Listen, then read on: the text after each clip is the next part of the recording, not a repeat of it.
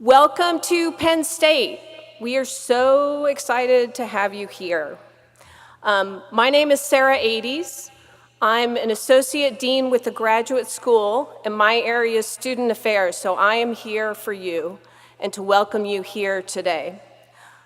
I want you to note, as it says on the slide, you can all read, you're in graduate school. Today's presentation is posted on the web. If you want to, you can access it on your phone.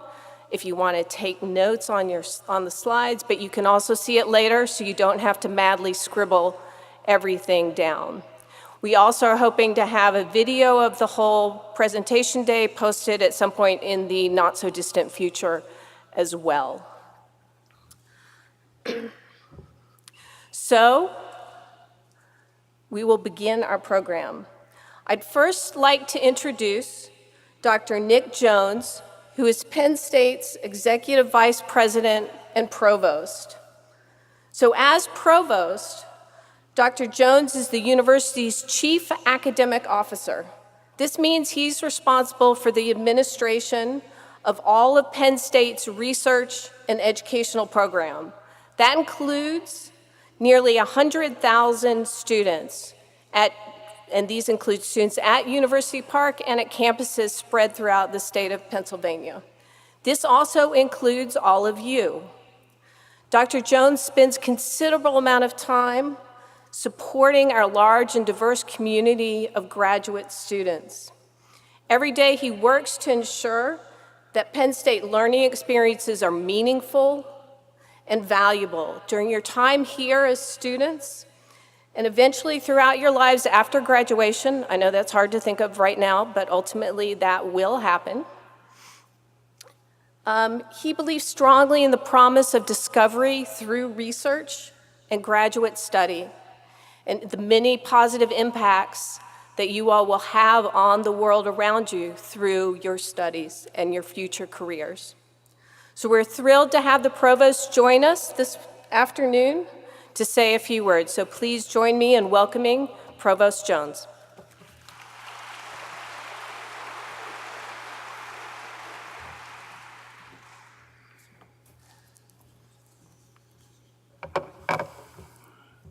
Thank you, Sarah. And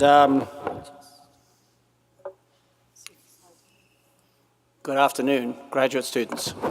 I just got back actually a few moments ago from an event called Ag Progress Days, where Penn State hosts people from the agricultural community from around the Commonwealth.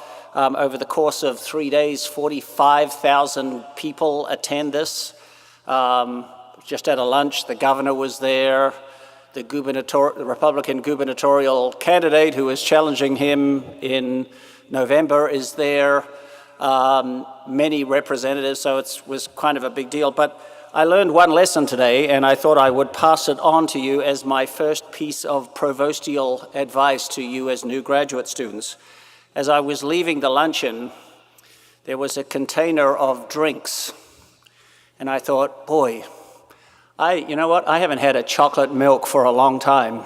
So I grabbed a chocolate milk, I chugged it on the way to the car, and then I drove out over a really bumpy country road to get back to the highway. My advice, don't do that.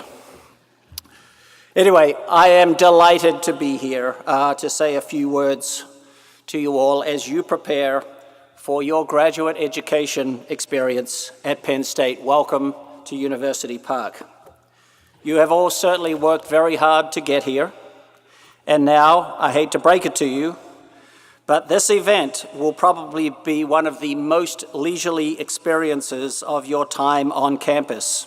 Enjoy it while it lasts.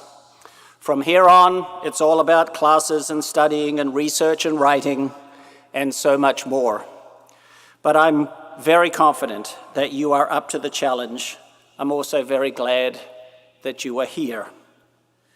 About 35 years ago, I found myself where you are today, ready to start my graduate studies.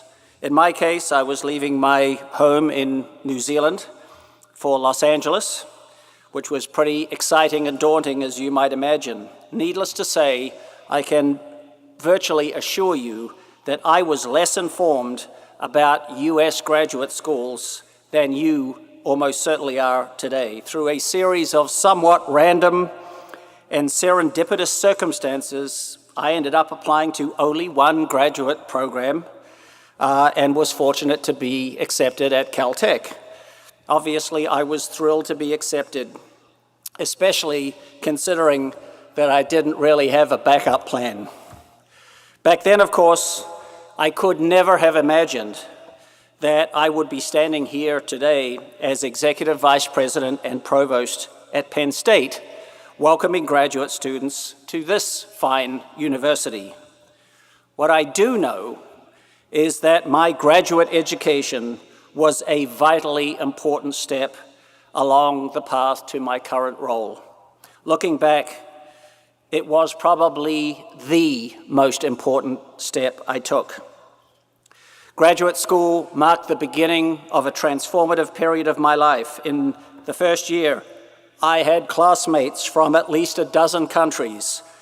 We worked hard, we even had a little fun as well, and during the course of 5 years, we built deep and long-standing friendships. Even now, 35 years later, hardly a week goes by that I don't communicate in some way with a friend from graduate school. And in fact, quite recently, I was chastised by one of my French office mates who had a prime viewing location for the Tour de France and had insisted that I come and join him, and I bailed on the opportunity, so he told me off, as he should have done. We did not fully realize then how important our graduate studies would be in preparing for our future careers. Some of my classmates ended up in government and academia. Others ended up working in industry. All of them are, in the broadest sense, successful and accomplished people. The hard work done more than 3 decades ago really paid off. I hope that you will find that same sense of camaraderie and fellowship here at Penn State as you meet new people and explore the unique cultural experiences and activities on this campus and in the surrounding community and region. You might expect me to say this, but I'll emphasize it anyway. You have picked an outstanding place to continue your education.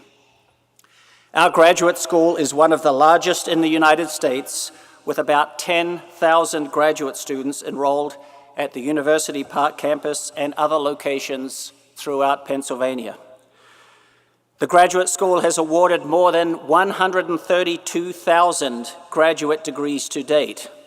We are very proud of this fact and of our exemplary faculty and high-quality degree programs, many of which are nationally and globally renowned. In its latest rankings, U.S. News & World Report cited many Penn State graduate school programs of study as being among the top 50 nationwide. The recognized fields range from the sciences, engineering, and business to medicine, the humanities, and higher ed. What makes this especially exciting is not simply that Penn State is a terrific place to pursue graduate study. It's also that we are committed to ensuring that all individuals, regardless of ethnicity, gender, or other personal attribute, have the full opportunity to achieve their full potential as scholars and professionals. Our international graduate student enrollment includes more than 2,600 students from China, India, South Korea, Taiwan, Canada, Mexico, Brazil, and a host of other countries. We are particularly proud of our efforts to increase the number of highly qualified, diverse, and underrepresented students who enroll in the graduate school. All of you are joining a vibrant community of learners right here in central Pennsylvania. Contributing greatly to this community are our graduate faculty, all of whom are dedicated to ongoing exploration, investigation, and learning in the challenging fields you are pursuing. Do graduate students benefit from attending a stellar research university like Penn State? Absolutely. You wouldn't be here if they didn't. Soon you will see firsthand how students here are learning from scholars who are not only writing textbooks, but also making discoveries that have not even come close to making it into textbooks. They are constantly exploring and pushing the boundaries at the cutting edge of knowledge by conducting research that will have meaningful and lasting impacts. Here's just one example. Benjamin Shaby, an assistant professor of statistics at Penn State, recently received a National Science Foundation grant towards his work creating spatial statistical models for extreme events, such as large forest fires, floods, and severe storms. You would have to have been living under a rock if you didn't notice that these are all things that are afflicting the United States alone at this point. Such modeling can help officials make better decisions to prepare for and mitigate the effects of such calamities. Collaborative endeavors by our faculty and graduate students are making big impacts too. In May, a group of faculty and graduate students from the College of Information Sciences and Technology shared their research at the International Conference on Information Systems for Crisis Response and Management.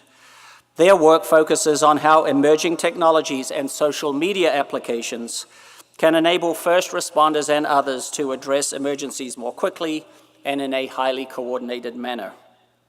The effects of research projects like these literally can be life-changing. They take theoretical training and knowledge and enable real-world impacts, which is something your work will eventually do as well. Meanwhile, the Graduate School and Penn State's academic colleges continue to work together and with our corporate partners to increase the number of job opportunities available to Penn State graduates. If you want valuable career connections, this university is definitely a great place for that. Penn State prides itself on fulfilling its three-pronged mission of teaching, research, and service. In turn, the graduate school's mission is to prepare you all to advance knowledge and understanding, drive innovation, and help resolve complex global problems. So realize this, and I hope you're excited by it. You are part of something that is much bigger than Penn State. You are on paths to make large, positive contributions to our global society. And while you travel your unique paths, you will have ample opportunities for exploration outside of class, and I strongly encourage you to take advantage of them. The Center for the Performing Arts at Penn State recently unveiled its new schedule. Our Palmer Museum of Art also has events and exhibitions scheduled throughout the academic year. Also, right here in the Bryce Jordan Center, we have concerts coming up this fall that might interest you. Elton John, Justin Timberlake, J. Cole, Thomas Rhett, and even Metallica. How's that for diversity? A little something for just about everybody's musical tastes. You can also attend our many men's and women's athletic events and make sure to try some of the best ice cream you'll ever have at our renowned Berkey Creamery. Of course, if you haven't already done so, you should take a selfie at the Nittany Lion Shrine or with the actual Nittany Lion. You'll find the lion tends to get around campus quite a bit. Ultimately, your Penn State experiences will be what you make of them. And under the visionary leadership of your outstanding dean, Dr. Jean Vassalatos-Yunkin, you will have stellar support and guidance to help make your experiences truly extraordinary. I can't emphasize enough how fortunate you are to have Jean as your Vice Provost for Graduate Education and Dean of the Graduate School. She is an exceptional educator, researcher, and administrator, and is genuinely invested in your success. I work with her regularly to advance initiatives that are vitally important to graduate students, and we often seek your input to ensure that we are making appropriate decisions about issues that may affect you. Well, despite all of those nice things I said about Jean, I have one criticism of her, which you probably are surprised that I would be willing to share, and that is she has an iPhone 4. I think you should all encourage her at every opportunity to upgrade her technology. Jean? So, I know firsthand how excelling as a graduate student can lead to future opportunities and accomplishments. And I want you to be as successful in your lives as you aspire to be. So it's time to get started. Work hard, be proud of what you do here at Penn State, and have some fun along the way. I trust that you will. But before I go, there was this band in the 1980s when I was a graduate student called Loverboy. Anybody heard of that band? Not so many. Okay, I'm going to have to help out here. They had a popular song called Workin' for the Weekend, and in case you haven't heard it, it goes something like this.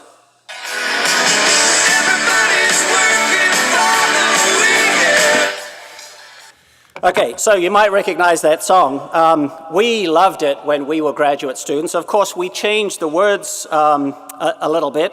And if you like that song, you probably should download it. I'm sure the band at this stage in their career would appreciate the additional royalties. But we tweaked the words a little bit, and we used to spend most of the week singing "Everybody's Working on the Weekend." And if we're being honest here, as a Penn State graduate student, you are probably going to be working on the weekend quite a bit as well. It's all part of your journey, which inevitably will lead you to some truly amazing things. I look forward to seeing what you will accomplish and wish you all the best. Welcome to Penn State, and thank you for having me here.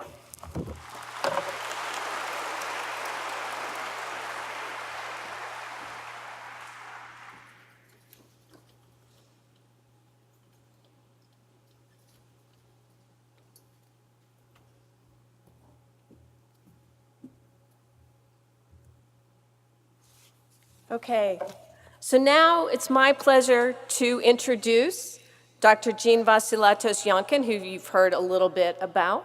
I don't hold it against her that she has an iPhone 4. I only have a 5S. Okay, Dr. Yankin is the Vice Provost for Graduate Education and Dean of the Graduate School. In this role, she is charged with fulfilling the graduate school mission, which is to promote the highest quality graduate education that prepares interdisciplinary leaders who advance knowledge and understanding, that will be you, drive innovation and contribute to the resolution of complex national and global problems to meet societal needs. Dr. Vassilatos-Yankin is passionate about graduate education and is dedicated to ensuring that all aspects of your experience at Penn State as graduate students are exceptional. Please join me in welcoming her.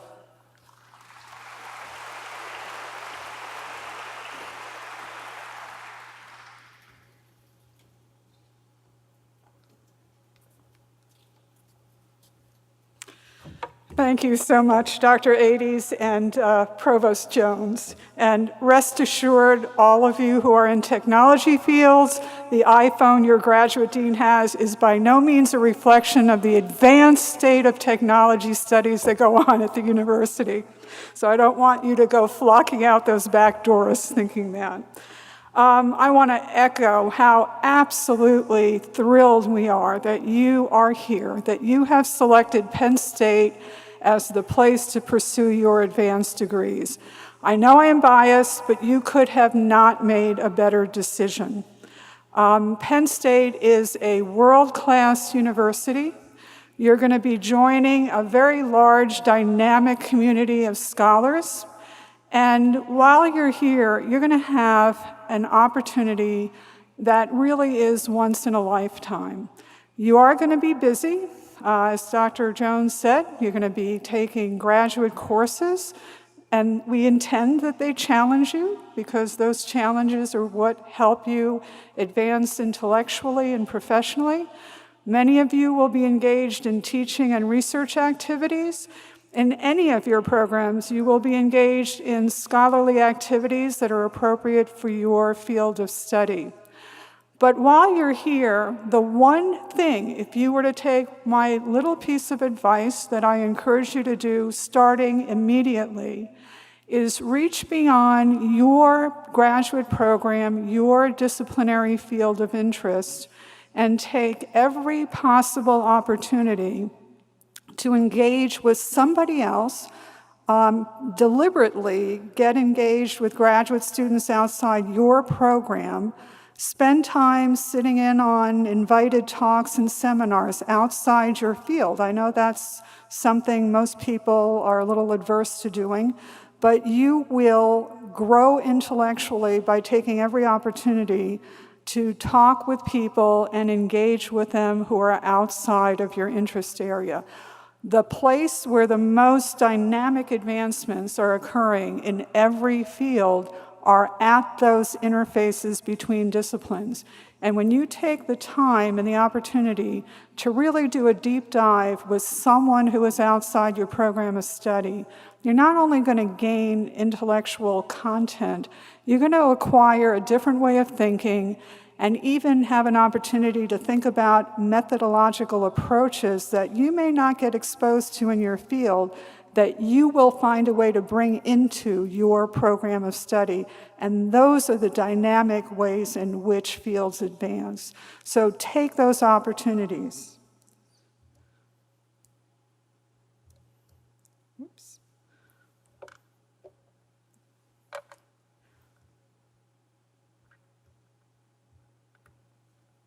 Okay, I'm trying to see the back of the screen and tell.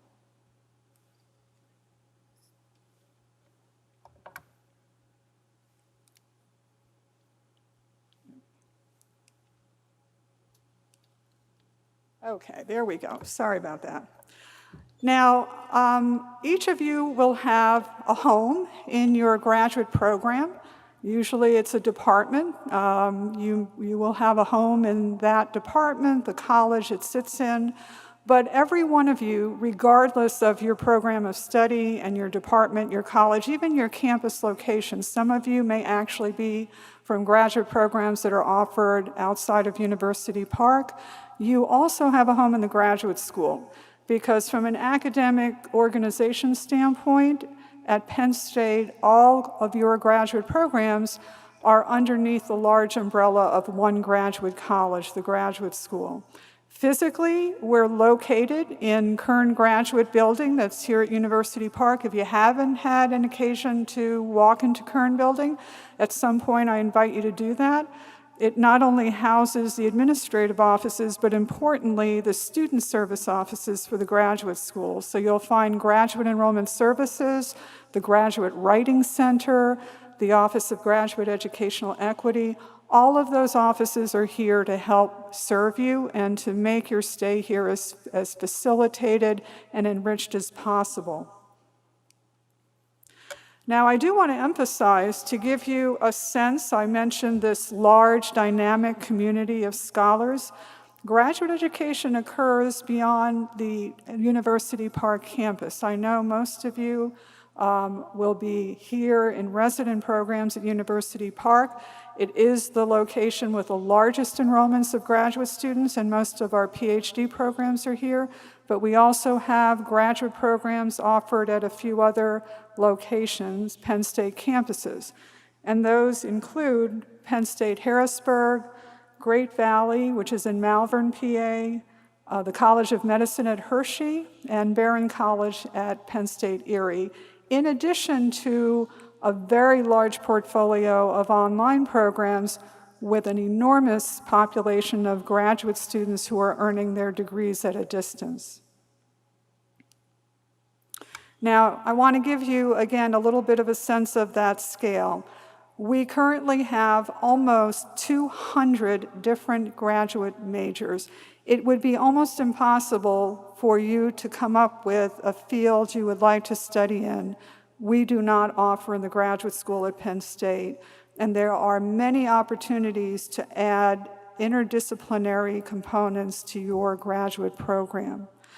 Currently, we have, within those almost 200 majors, we offer 94 research doctorate, that's PhD programs, over 100 research masters, the Master of Science and the Master of Arts, 8 professional doctorates, and some of those are offered at a distance through the World Campus, and a very large growing portfolio of professional master's programs. Right now, we have 93 of those.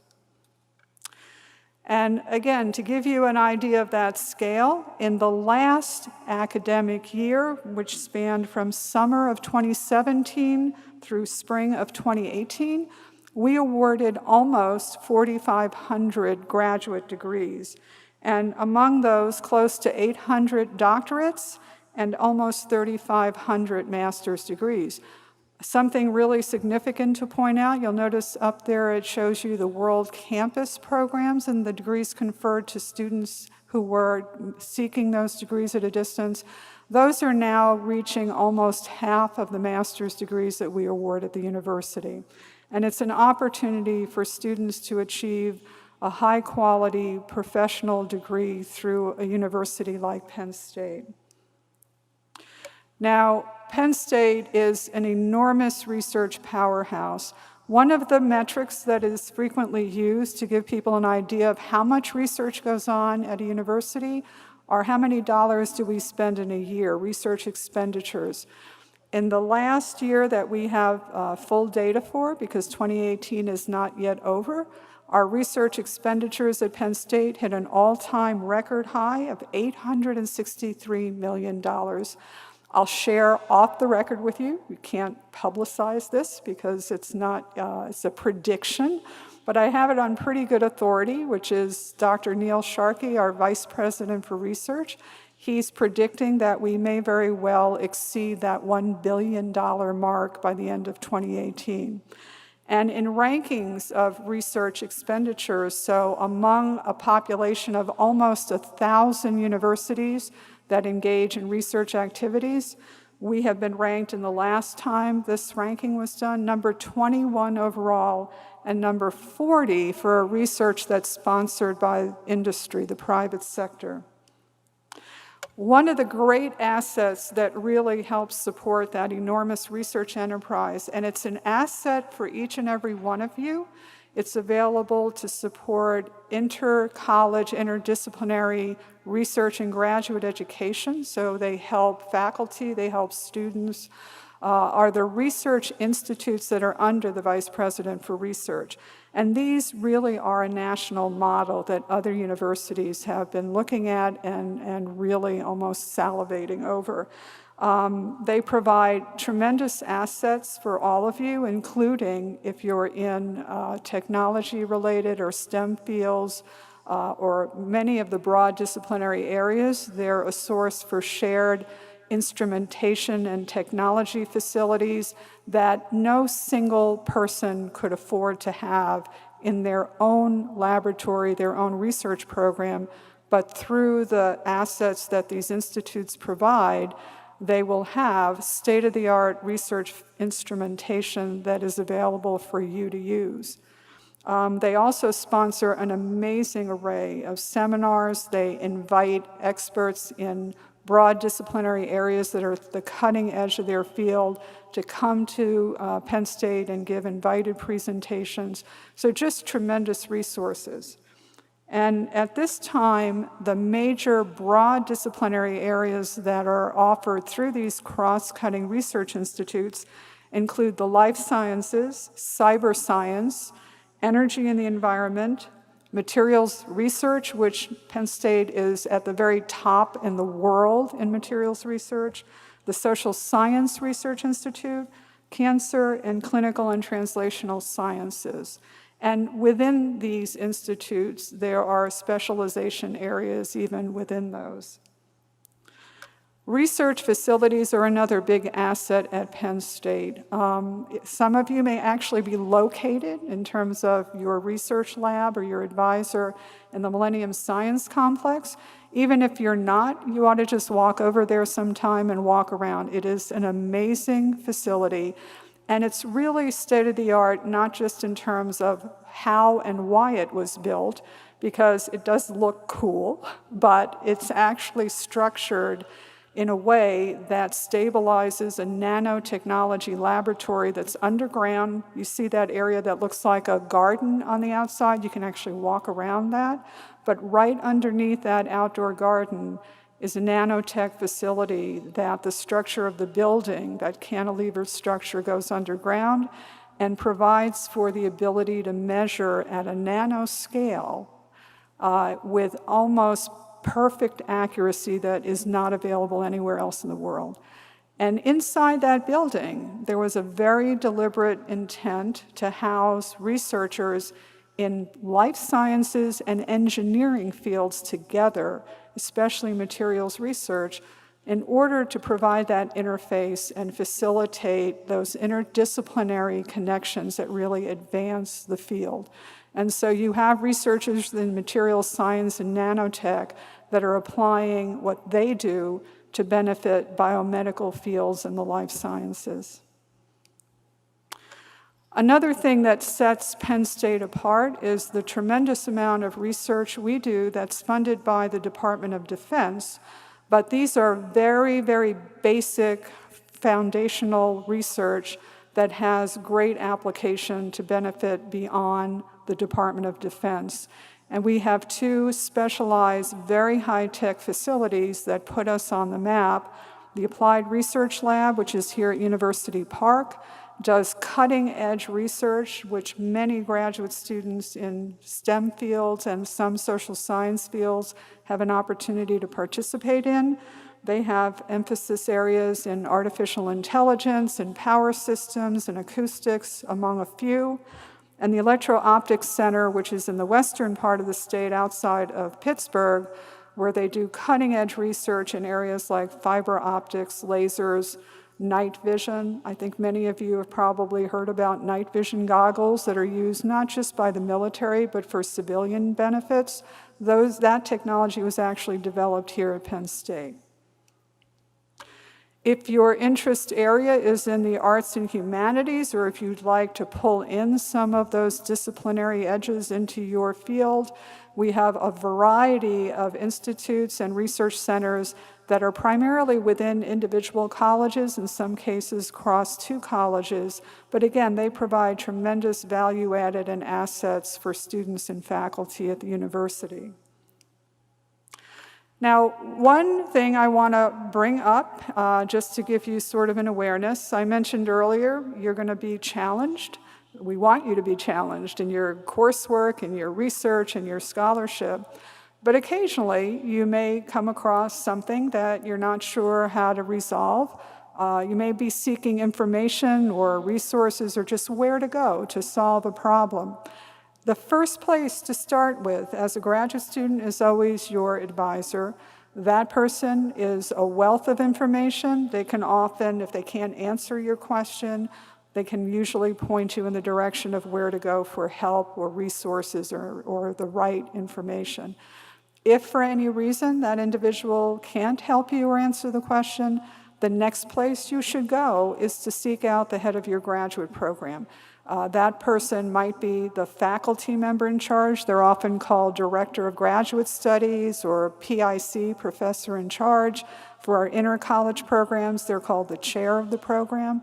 And in some cases, it may be the head of your department, but there is always an individual who is the head of graduate studies within your program. And they're usually the next point as a resource that can help. But if you have to go beyond that individual, if they feel that they can't really provide an answer, every college and school will have an administrator who has graduate education as their responsibility. They have different titles. It might be an assistant dean, an associate dean, a director of academic affairs, but they will be identified on the basis of their having responsibility for graduate education, and they are another resource for you where you can go to get help. Now, occasionally, and it doesn't happen very often, you may have an issue, you may have a question, you may need some advice, and none of these levels can help. Or frankly, once in a while, students really would like to go somewhere outside of their department or their college. And so we have an asset here at Penn State, which is absolutely phenomenal. and available to each and every one of you. And that asset is Dr. Ades, who has graciously introduced Provost Jones and I. Dr. Ades is the Associate Dean for Graduate Student Affairs in the graduate school.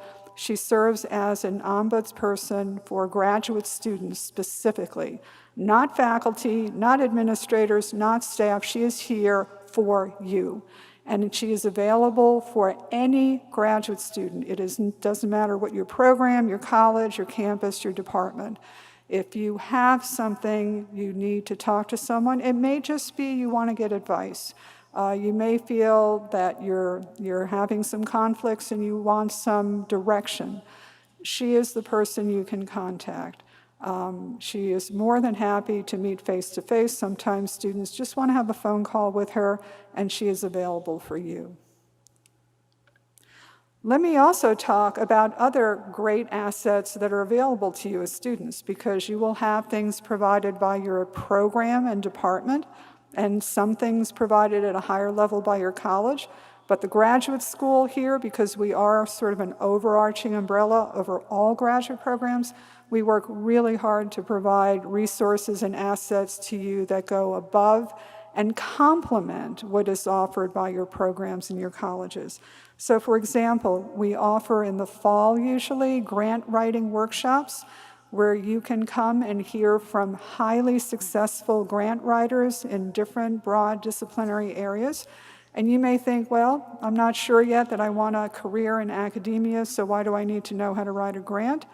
You would be surprised, some of our graduates wind up in nonprofits where writing a proposal to get money, or even in some community organization, government, where being able to put together a cogent proposal for fundraising becomes really important. You would be amazed at how applicable the skills are you will gain by having an opportunity to hear from someone who's really good at doing this. We offer a doctoral career exploration workshop, and the emphasis here is usually careers outside the academy. We bring back very successful alumni in a variety of careers who will talk to you about what they do in that career. How did they get there? How did the degree they got from Penn State enable them to acquire that type of career pathway? The Graduate Writing Center is something that is really valued by students. It's available to any one of you for one-on-one consultation. And I want to make sure I'm clear about this. It's not a place to bring your papers and your thesis for copy editing. They are there for evaluating your writing and giving you feedback on how to be a better writer so that you can apply the one-on-one consultation you get that will benefit you beyond any single work of writing that you do. They provide multiple consultations as needed with you, and you can schedule a time to meet with one of the expert consultants that are in the Writing Center. And that Writing Center, again, is in Kern Building. So I could go on with lots of different things that are offered, but I do want to make another point. We think it's very important to recognize your achievements, and there are lots of them.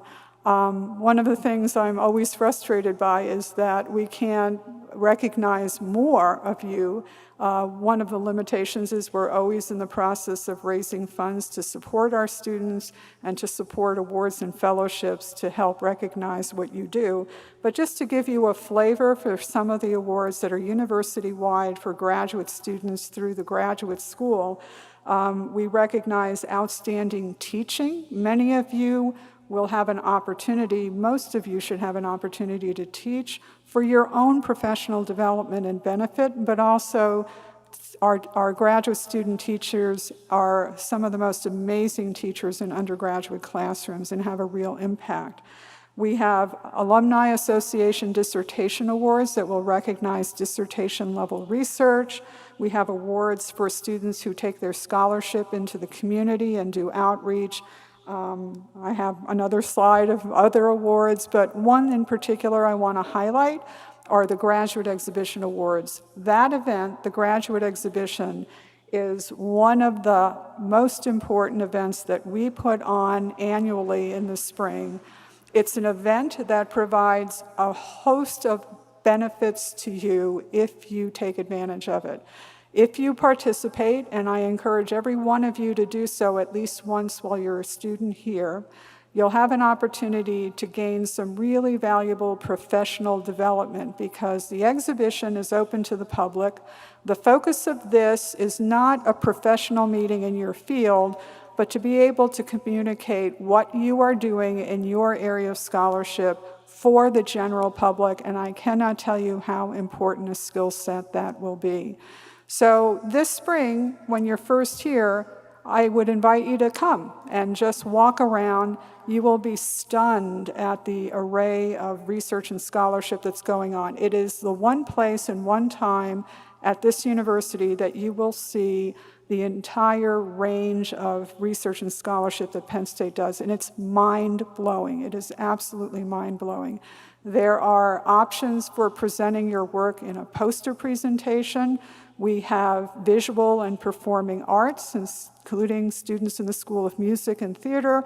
And there's a new option that's gaining in popularity where you can develop a video as a venue or a mechanism for conveying your scholarship.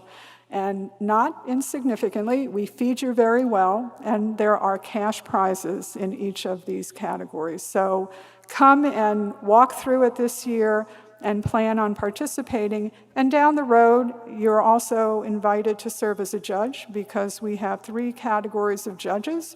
We have advanced graduate students who are not presenting themselves, faculty, and also alumni judges, where we invite back graduate school alumni who serve as judges, and the benefit there is they often are a great resource for networking, job opportunities, professional advice, and connections that you can make. So this is an event that you really want to become engaged with. So my last words to you are, while you're here over the next few years, and that time will go by, trust me, very quickly, please explore everything that Penn State and the surrounding community has to offer you because it's a lot. Make sure you take the time to enjoy while you're here the many things. Provost Jones gave you just a tiny sampling of the non-disciplinary things we have to offer that are enjoyable, and there are many, many more of those. And take advantage of the opportunity to experience as much as you can outside of your field to really grow intellectually and in a diverse way. So again, welcome. We are so happy you're here, and we want to do everything we can to make your experience something that you will talk about as you leave Penn State with your degree a few years from now to the rest of the world. So thank you.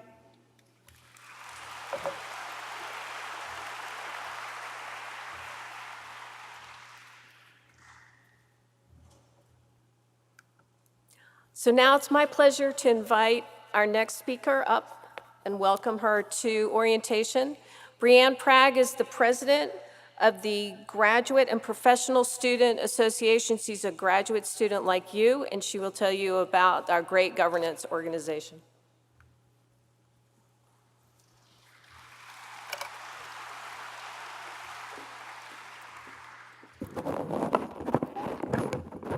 Hi, sorry. I'm Brianne Pragg. I am a 5th-year doctoral student in sociology and demography. And as Dr. Ades mentioned, I'm also the president of the Graduate and Professional Student Association. Welcome to Penn State. Regardless of what your advisor says, it's important to have work-life balance, and so I'm talking a little bit more of the life part of it. So GPSA is the graduate student government. So we represent all graduate and professional students at Penn State. We have 2 main components to our mission. The first is that we plan events.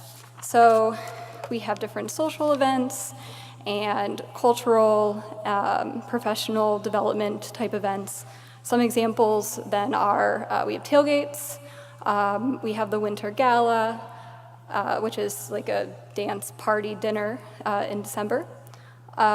We have cooking classes, which you'll see a picture up there of a graduate student taking part of.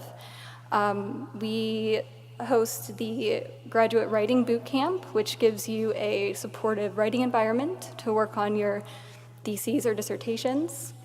And another example is that we offer free professional headshots a couple of times a year if you need to get a headshot for your department website or your LinkedIn or anything like that. The other thing we do is we serve as your voice on decision-making bodies, or two decision-making bodies at Penn State. I, the president, and the vice president meet with senior administrators about every other month. We have representatives on the Graduate Council, as well as the Faculty Senate, which both make policies for the university. And we also have some ex officio seats on the Board of Trustees. So we can go up as high as Dr. Barron's bosses. So we have quite a bit of voice in those ways. So who's involved in GPSA? Anybody who is a graduate and professional student at Penn State can get involved, and you can be involved in a couple of different ways. At the bottom there is the Graduate Council, which I mentioned. That is, those seats are already taken, sorry. You can't have any of those. But we still have open delegate seats, which if you're in the assembly, that's where we pass bills and we plan the events, and that's where most of the action happens with GPSA. Then there's also the executive board, which consists of me, vice president, secretary, treasurer, and the faculty senator also sits on the executive board. We have our elections every year in about late March or so, and anybody can run, and as long as you're a graduate or professional student, and your peers can elect you in. We still have some open seats in the assembly if anyone's interested in getting involved. You can just go on our website, which is gpsa.psu.edu, and check which seats are open, and then you can email me or email our main website, and we can talk about how to be appointed. So, going back to the life part, not just GPSA. So, getting around State College. So the CATA bus system serves all of State College, essentially. All the off-campus bus routes and all the routes and times are located on their website. So you might already know, but I'll repeat it anyway. Each ride is $2, but you can get a ride pass, which the transportation office subsidizes so that you can have, for $15 a month, you can have an unlimited bus pass. So if you live off campus and you don't have a bus pass, or further away from campus, and you don't have a bus pass given to you through your apartment complex, you should look into that. That's available at the parking office, and you can apply online. There's also commuter parking on campus right outside of this arena. That is also available at the parking office, which is on campus. And if you prefer to bike, it's a fairly bike-friendly city with bike lanes and things. And apparently, I don't have a bike that is registered, but you're supposed to register your bikes if they're parked online, because I guess they can be towed, which is something you should make sure that you look into then, and make sure you register your bike online. So, being a graduate student is really busy, but it's really important that you practice self-care. In particular, two places that you should check out are UHS, the University Health Services, and CAPS, Counseling and Psychological Services. Those are both really important places to know. They're in the same building, but it's important that you take care of your physical and mental health while you're here. There's also several fitness centers on campus, with fitness classes, cardio, weights, all of those things. There's also some indoor pools in the White Building and the McCoy Auditorium. And now the passes to get into the gyms are included in your fees. So you have access with your card swipe or with your Penn State ID, you can get into all the gyms. And there are many other resources available at Penn State, both at the college level and at the university levels. And if you're looking for something, the GPSA website does have a list of resources that can help. And if you have trouble finding other things, again, you can contact us, and hopefully we can point you in the right direction. So things to do in State College. So it's a pretty small town, but there are pretty decent food options. There are the typical fast food places, of course, and then there are a few other local places. So I included places that, on this slide, that tend to be a little more friendly to people with different diets. So I'm vegan, and thought it would be pretty hard to be vegan in State College, but it's not so bad. Cafe Verve, which is up there, is actually an entirely vegan cafe. Webster's has a lot of options. The Cozy Thai and India Pavilion and the other ethnic food places all have a lot of different options for people who have different food allergies or restrictions. The Waffle Shop is not, but it's a local favorite, so I thought I would include it. And I guess a lot of people want to go there, and it's cash only, FYI. So State College also has a pretty vibrant art scene. So there's the State Theater, which is downtown, and they offer live music and theater performances. In the summer, there's the Central Pennsylvania Festival of the Arts, which brings in like 100,000 people, art vendors from all over the country, and it's really cool. And it's just one weekend in July, so if you're in town over the summer, highly recommend you go. The Bryce Jordan Center also hosts a number of big names. So like in the next few months, for example, Elton John will be here, Kevin Hart, J. Cole, and Justin Timberlake. They'll all be performing, not together, unfortunately, all separate, but they will be here. And then additionally, at the end of every spring semester is Movin' On, which is a free music festival. There's also a lot of things to do outdoors. So there's a lot of great hiking options. One of them is Mount Nittany. It's pretty close to campus. It's just in Lamont, and you can see it from campus very easily. There's also in Rothrock State Forest, which is a little bit further. There's a lot of hiking trails. My personal favorite is the Alan Seeger Natural Area, which is the top right. But please don't all go there and ruin it for me because it's nice and quiet. But you can go there when I'm not there.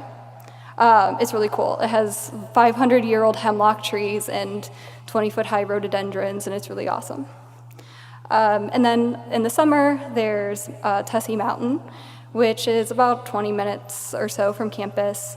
And they have skiing, snow tubing, stuff in the winter. But in the summer, there's also go-karts, there's a driving range, mini golf. They also have a free outdoor movie series and different events. Like there's Wings Fest going on right now on Thursdays, I guess. So if you like wings, you can check that out.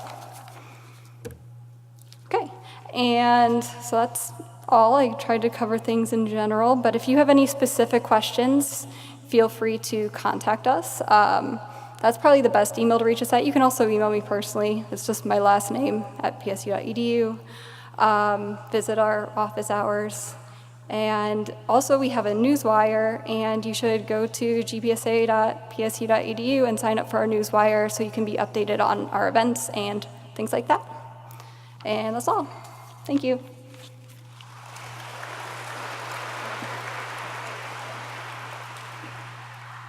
Great, thank you, Brienne. Our next speaker is Katie Bodie-Lang, who's the Director of Education and Quality Management from the Office for Research Protection. She's going to speak about scholarship and research integrity, which will be integral to your graduate work.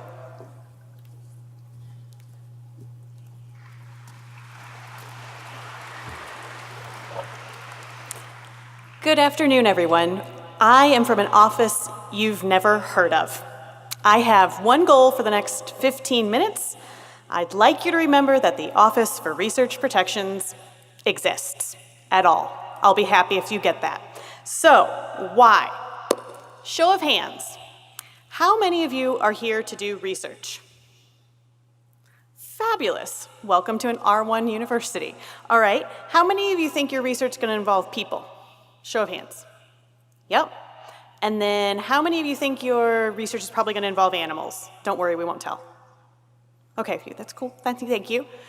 If you raised your hand, you need to know about my office. Why? Because if you're working with people, that's what we call human subjects research. And you can't do that research without talking to my office. It's the same thing for the animals. There are both federal regulations and Penn State policies overseeing your research. And these regulations exist in order to make sure that our research is conducted responsibly and to reduce risk to participants. So I don't need you to know all the regulations today, but I want you to know that the regulations exist.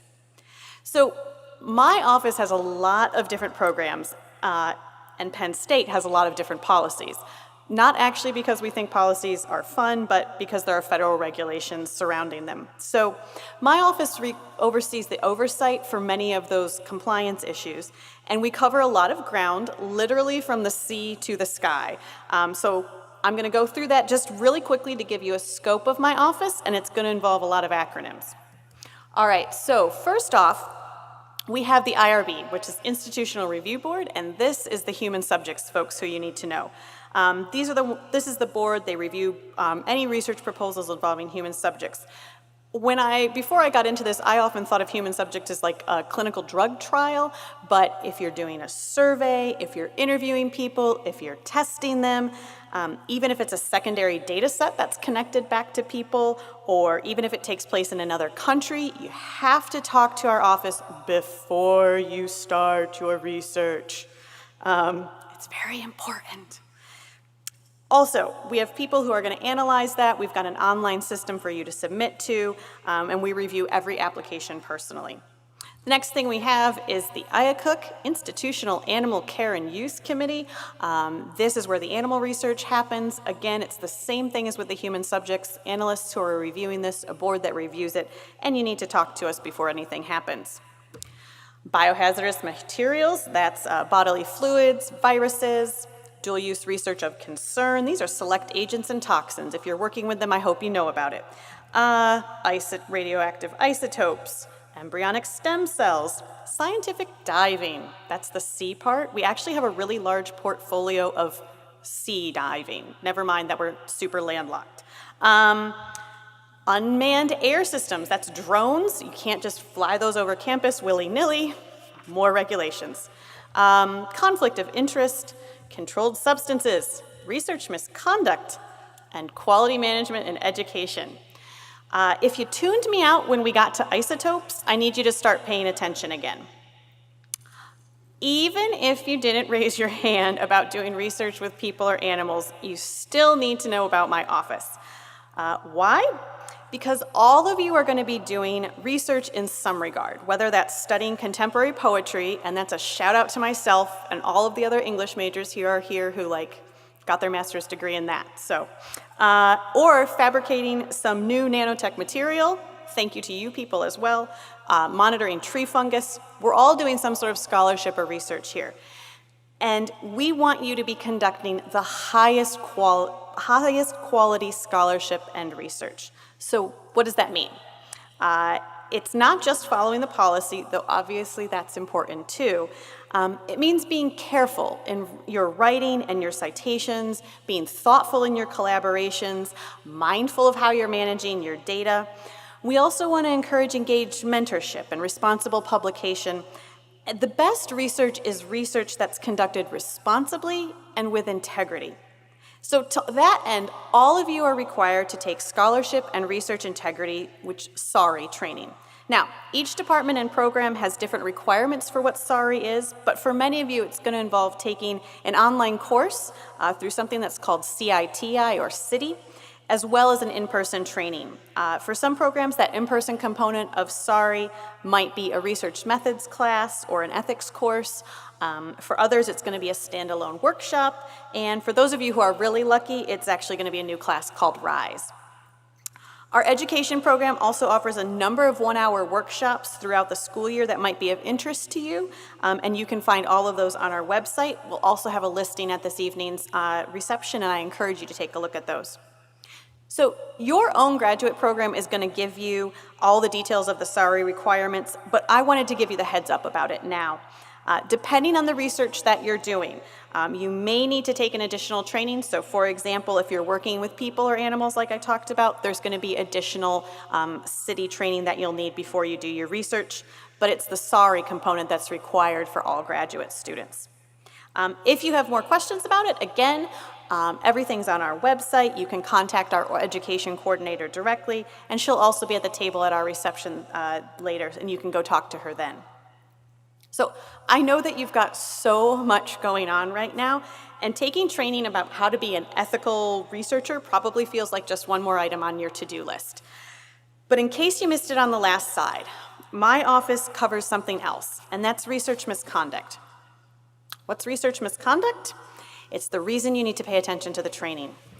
It's plagiarism, it's fabrication and falsification of data. Now, I'm going to assume that none of you are planning on plagiarizing your dissertation or falsifying your results. But here's the thing, research misconduct happens. 2 years ago, the university had to revoke 3 graduate degrees. And that's something the university hates to do. Our goal is to have no research misconduct. But if you don't know what constitutes plagiarism or fabricating data, you're not going to be able to avoid those mistakes. That's why the training is important. Plagiarism can be as obvious as copying someone else's work, but it can also be the result of sloppy research or careless note-taking. Fabrication and falsification aren't always malicious in intent. You need to make sure your results are reproducible. And there's the problem of doing your research without gaining the proper approval, like for working with people or animals. So here's what I want you to do. Pay attention to the training, please. Our office doesn't simply exist as a disciplinary office. We're here to make sure things go smoothly and while also making sure that we're following all those relevant regulations and policies. But if you're worried that something doesn't seem right in the lab you're working in, or if something doesn't line up with the SARI training that you took, come to us.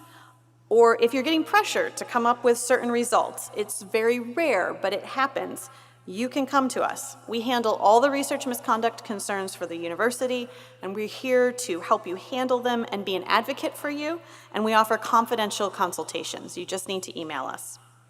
This is about the integrity of your work. We want your work to be able to stand the test of time, and you want to leave here a well-respected researcher and scholar. We want that for you too. And the most important work you'll do is the training on how to be a thoughtful, responsible, ethical researcher and scholar. Think about it. Why are you here?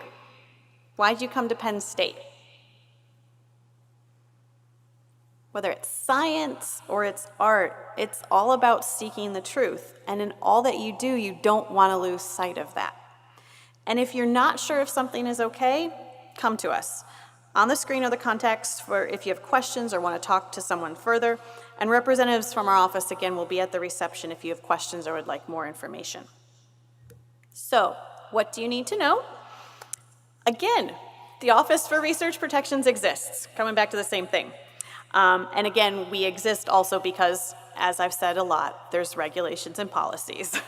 But again, go to our website to learn more about it. And while you're at our website, go one level up so you can take a look at the Vice President for Research website. You're going to find more information about everything that's happening at Penn State, a variety of interdisciplinary institutes, etc. And just a special plug, if you're doing research computing, the rcci.psu.edu is a research computing and cyber infrastructure group, and they even have a research guru to help you with things if you need it. Also, don't forget, you need to take the SARI training, and that's important because it lays the groundwork for your research and scholarly work regardless of what it is that you're studying. Knowing what research misconduct is will help you avoid research misconduct. And if you have concerns, do contact us. We'd rather have you contact us early than when it's too late. And lastly, know that we're here to help you navigate all of these policies and respond to your concerns. So stop by us and see us, and best of luck to you as you embark on your new journey. And don't lose sight of that truth that you're seeking. Thanks.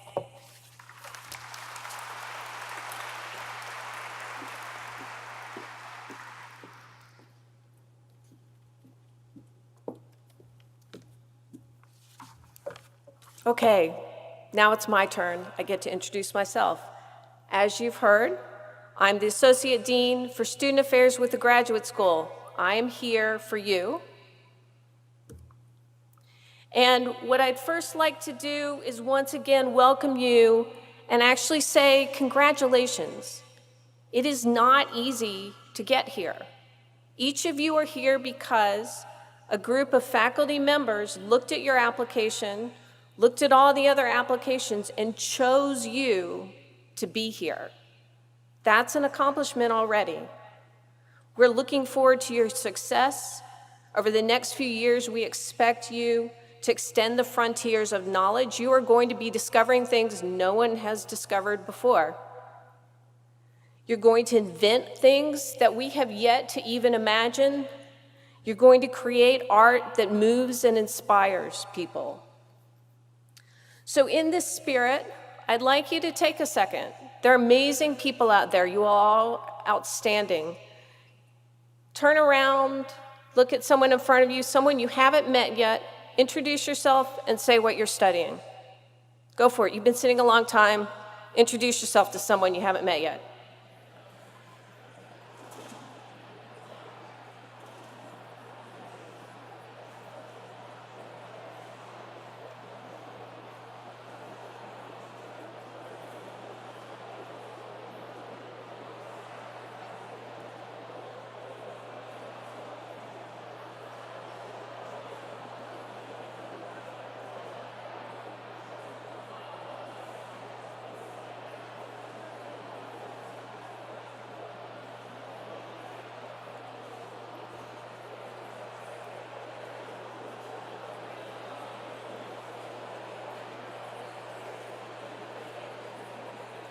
Okay. Now you all know at least one other person that you haven't met yet. I encourage you to keep doing this during your time here at Penn State. Universities are amazing places. There are amazing things going on. Once you get out of here and out into the real world, you realize it's harder to meet people. It's harder to see all this cool stuff. So take advantage of it while you're here. Because as a graduate student, your experience will be different than as an undergraduate. As an undergraduate, you're kind of sampling things throughout the university. You're seeing lots of different aspects. But here, you are here because you chose to study a very specific subject. You're going to take a deep dive into that area, and you're going to become an expert on that area. And that can at times feel isolating. So what I want to encourage you, as you've heard from various speakers, to cultivate some diversity in your life. My first year in graduate school, so I'm a scientist, I'm a microbiologist in the biochemistry and molecular biology department. I actually took drawing classes on the weekend, and yes, you can take a little bit of time on the weekend. You don't have to work 24/7. But I took drawing classes to just have an outlet away from science, to really think of myself as a person, so don't lose track of that. Get involved. There are lots of ways to get involved. This is important not only for your person to cultivate outside interests, but it can also be really important for your development as a scholar. Because by communicating with diverse people, you learn communication skills that you might not necessarily get in your discipline. You need to know how to talk to different groups of people. You can get involved in student governments, as Brianne Pragg talked about, and it doesn't just have to be at the university level. There are also graduate student associations within graduate programs and within colleges you can be involved in. There's all kinds of clubs and extracurricular activities. The graduate school and various entities on campus will offer workshops to help you build these so-called soft skills. How do you give a talk? How do you write? Our writing work programs can help you with that. How do you communicate? There's outreach opportunities. It's a small community here, but there are opportunities to work in the schools, to present to the community. And that can help you with those skills of selling yourself, of talking about your work and your passion for your studies. Take advantage of opportunities to work in your discipline, to go to conferences, to meet people beyond Penn State too. Those will be colleagues for your future that you can call upon. And build your network, these people that you just met, people within your program. They'll be important for you professionally, academically, and also personally. Okay, so you're here in graduate school. How do you succeed at graduate school? It's kind of a different set of skills. You'll use some of them that you used in your undergraduate work. But as I said, it's different. You are in control of your education. So here are my top 5 tips on how to succeed in graduate school. The first and perhaps most important one, work hard, work even harder. It is not easy. To tell you the truth, there are going to be times when it kind of sucks. But push through those times, drive yourself. Discovering things, learning new things that you're passionate about is an incredible feeling. And go for it. You can do it. You will achieve things that you have no idea that you could have achieved. And take responsibility for your education. People are not going to hand it to you on a silver platter. You're in control of your learning. You're going to decide what you're interested in. So it's really up to you to drive this. However, that doesn't mean that you shouldn't listen to advice. You will be working with advisors in your program. You will have research advisors. Respect them, take their advice, collaborate with them. All of our research, even though some of it can be very solitary, is also collaborative. You have to learn from others, get their different perspectives. It's very important and will help drive your success as students. Finally, or not finally, because it's point number 4, ask for help when you need it. Really do that. People can get very set in their ways and say, I don't need help, I can work through it. But do ask for help, whether it's from your advisor if you're stuck academically, whether if you feel like you're just getting too stressed and can't deal, reach out to some of the mental health professionals we have on campus. You'll hear from some of them later today and at the fair tonight. But you're not here alone. Penn State has amazing support structures to help you get through grad school.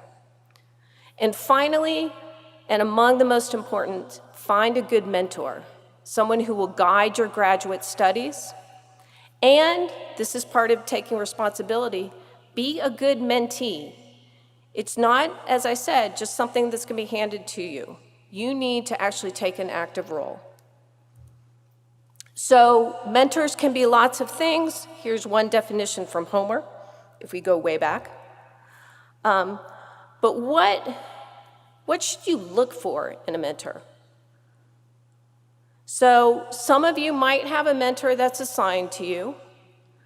Others won't and will be actually out meeting faculty members. How do you choose? That's a really tough question. This is someone you're going to be working very closely with. So you want to make sure that it's a good fit.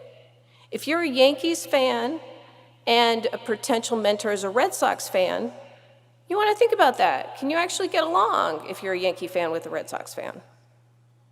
Hopefully you could get beyond that, but if you really can't, maybe you should find another mentor, maybe someone who's a Blue Jays fan. I grew up with baseball, so hopefully that didn't go over everyone's head. Okay, if you don't have shared baseball interests, you should have shared intellectual interests. Kind of goes without saying, right? You also want to look with someone that you can communicate with, that you feel can be committed to your growth. They facilitate your learning and can give you the guidance and support that you need. Some mentors are very hands-on, and some are hands-off. Ask around, ask other students about faculty members that you're interested in working with, about their style. You have to get this information. So I mentioned the compatible communication style. Also, shared values, complementary experiences. Ask your mentor what their background is, what they've done. See if that fits with what you're looking for, if you have things that you can learn from with that. So how to be a good mentee. This is also important. And one more time, take responsibility for your education. Do not expect your mentor to do this for you. You have to do the work, but they're there to guide you in doing the work. You also don't have to have just one mentor. You're going to be doing different things. You're going to have different interests. You can have mentors beyond your research advisor. Look around, talk to people in your department, on your thesis committee, if you have a thesis committee, and if you find someone that you really connect with, you think you can help you, work with them as a mentor. You're not limited. Other things to think about are developing clear expectations. Ask your mentor for them. What do they expect of you? And also listen to them for those expectations. They might lay something out, and you should hear it and make sure that you get it, because that's what they're going to be expecting. Ask questions. If you don't understand things, ask. That's one of the things that would drive me nuts with some of my students. You come in, and I totally understand, because I remember being in this place. You can be intimidated where you're sitting in a room with a senior faculty member who's like a leader in the field, and here I remember sitting there and thinking, I don't know anything, and he's just been talking for like 5 minutes about this research project, and I think I caught about 3 words. Okay? The instinct is to say, okay, I'm going to remember all this, I'm going to go back to my desk, and I'm going to read it all and remember it later, and then I'll know when I go back to talk to him again. It is actually useful to just say, okay, I get what you're saying, but I missed this point. Can we go back over it? Because the person that you're talking to will expect, if you're not asking questions, that you do understand. So you don't want to get caught in that place where they think you understand, you're thinking, well, I'll try to figure it out later, but then if you can't figure it out, how do you tell them I don't understand? So stay on top of that. Ask. Also, you want to be clear what you need. This is part of asking questions, but don't be rigid, okay? A mentoring relationship grows and adapts over time. You need to cut your faculty member, who's your research mentor, a little bit of slack. They have personal lives and things going on outside as well, just like you do. So you really want to cultivate it as you would a friendship. But you need to set boundaries. Your mentor may not be your friend, but they should be there for you. Be open to feedback. This is a hard one. None of us likes to hear we're not doing something well. But that will happen. You will fail at things as a graduate student, and that's because you're learning. You are not an expert yet, but as part of becoming an expert, you have to fail and learn from your mistakes and acknowledge that. Don't hide it, own it. And then, seems totally obvious, respect your mentor. They went through a long, hard road to get here, and they're here to help you, so treat them with respect, and they should treat you with respect as well. There are lots of resources out there on how to be a mentee. We will have these posted on the graduate school website, and because the slides are posted, you can see them there. The Graduate Council at Penn State actually has a set of recommended practices for graduate education that includes suggestions for faculty members and for students and for graduate programs and for the graduate school. Look those over. That can give you some guidance about how you should act and interact as a graduate student. There are also other universities that have some fantastic mentoring guides. Google it, get the information that you need. If you ever have problems that, as Dr. Vasilatoshyankin said, that you just can't address within your department or within your college, come see me, we can talk, and I can try to help you. So with that, it is now time for the break. Okay, it is time to get started again. If everyone can please take your seats. Great. So it's my pleasure to introduce our next speaker, Christopher Harris, who's the Title IX investigator for Penn State University. Title IX is something that I'm sure if you ever watched the news lately, you've seen come into play. It is very important to learn something about it, and Chris is here to educate you on it. Thank you.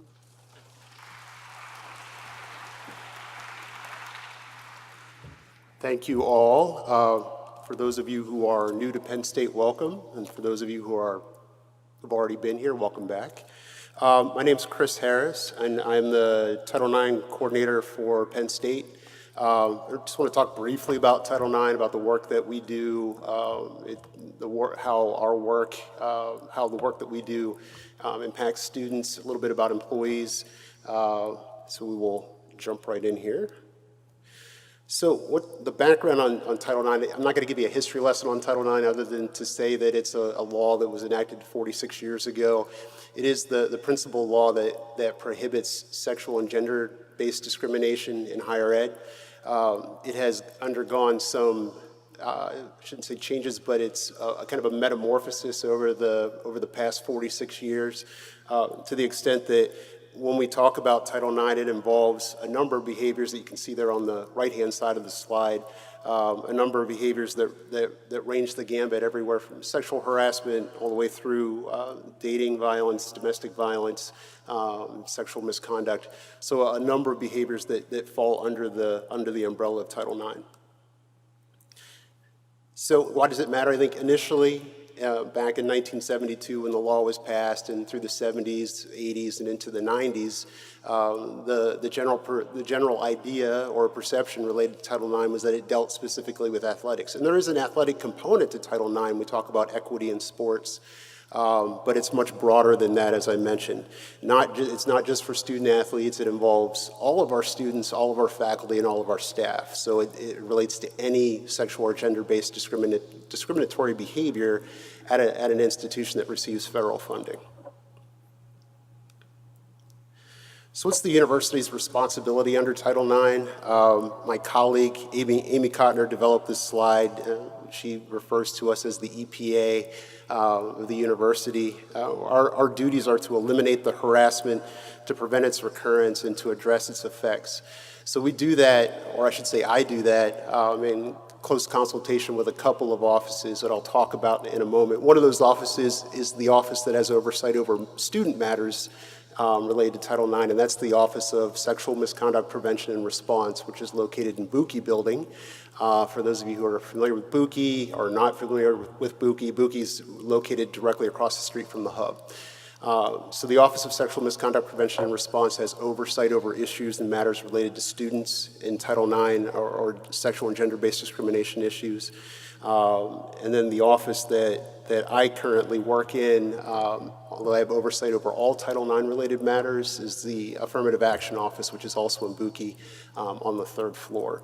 And that office has oversight over issues related to employee matters. So 2 separate offices, but both with the same mission related to Title IX. So there is university policy. There's Title IX, which would be the federal law, and then the university has its own policy, which is consistent with Title IX, and policies known as 8085. I would strongly encourage you, if you have not, I wouldn't ask you to go through all of the university's policies, but this one in particular I think is certainly one that's relevant for all of our students, faculty, and staff to be aware of and somewhat familiar with. Provides an overview of the university's expectations as it relates to behavior in this particular area. Talks about the prohibited behaviors that when we talk about sexual and gender-based harassment. So it is a very important policy and one that I would hope that you would have an opportunity to take some time to look through and read and digest a little bit. Wouldn't expect you to be experts on that policy, but one that I think that you should be familiar with during your time here at Penn State.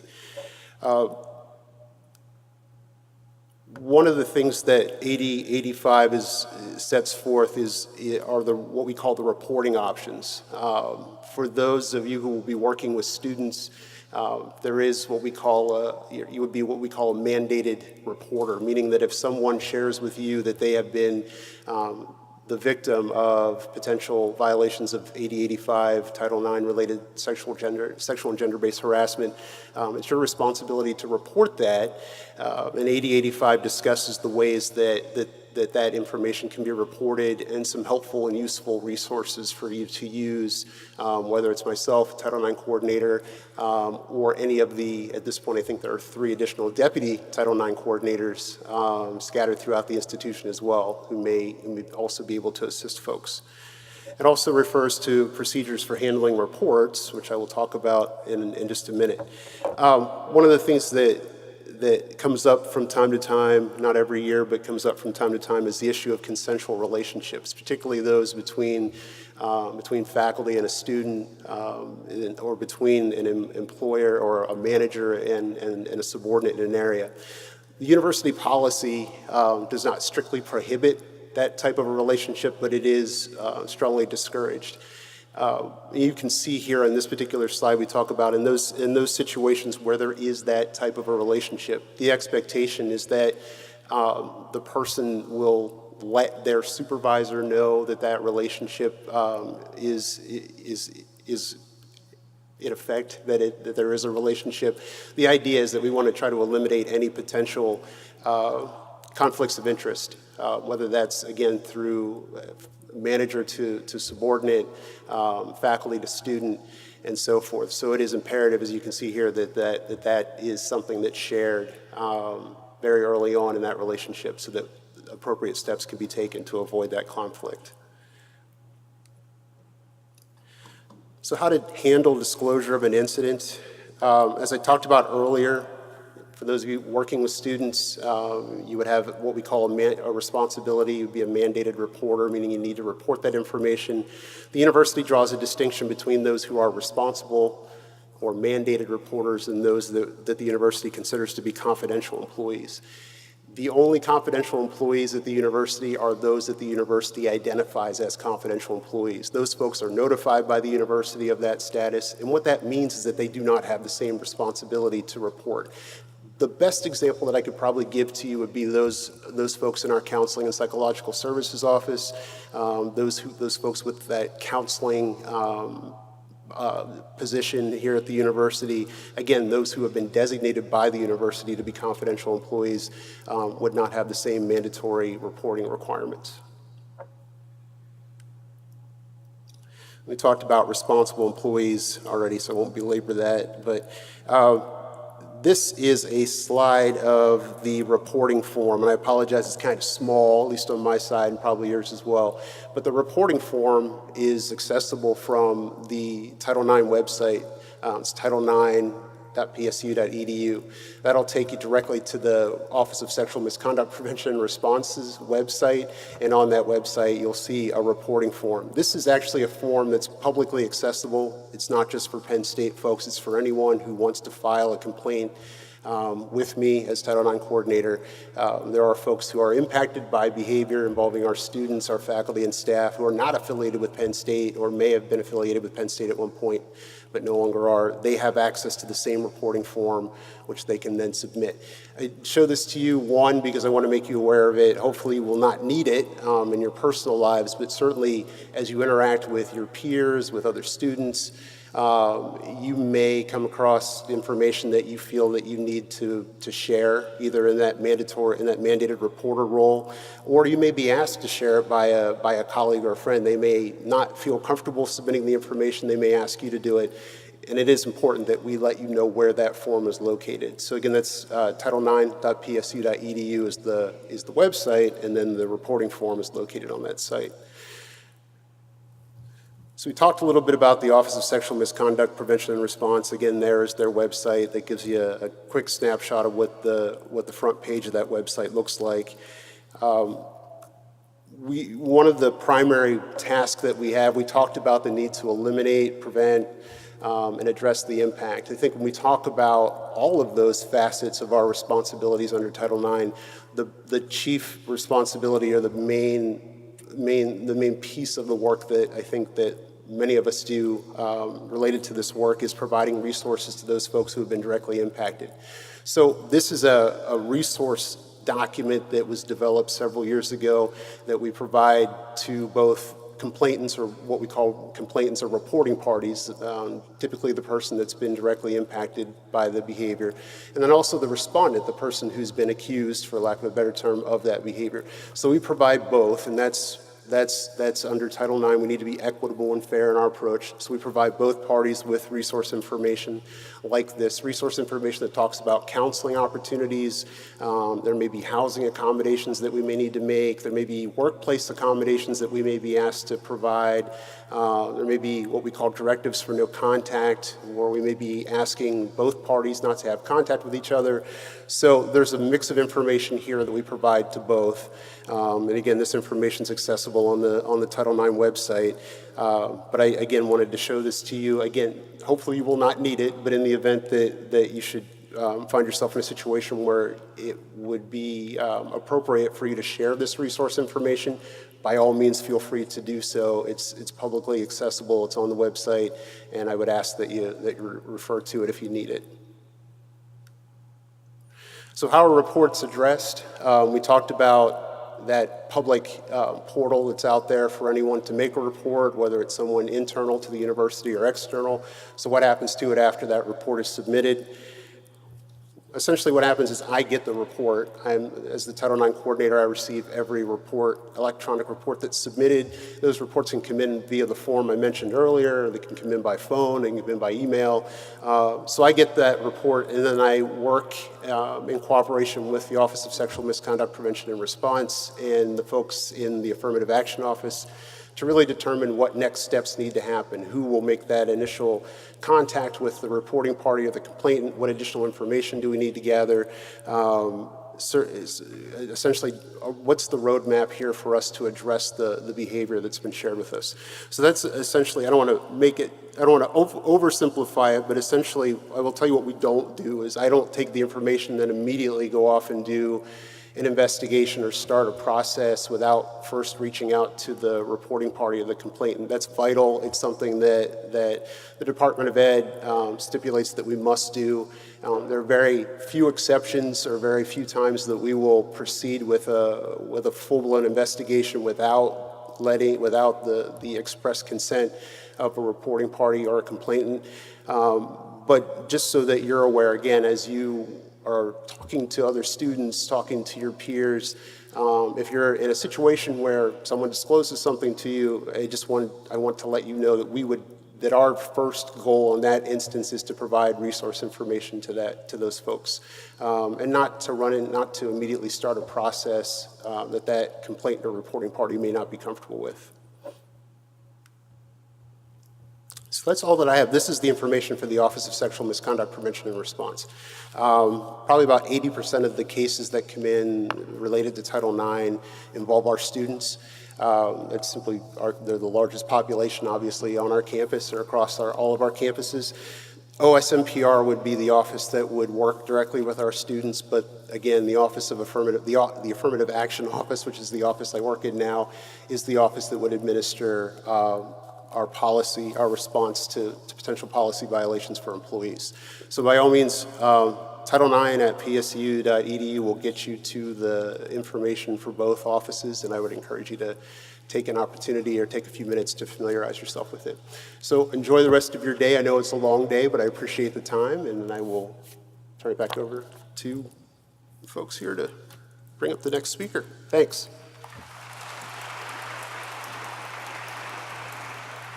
Great. Thank you, Chris.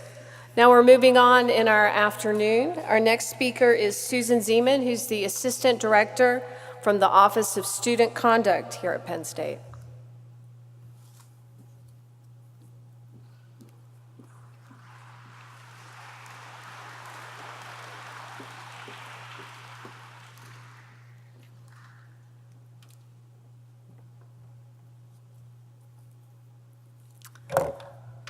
Well, I'm excited to be here. I'm one of many people to welcome you to Penn State, and I hope you're having a good day so far. I know it's a lot of information, but hopefully you guys are doing all right. So one of the things that really guides the work that my office does is the Penn State values. And the Penn State values are really a statement of the core values for the university. It was something that was developed over a 4-year process.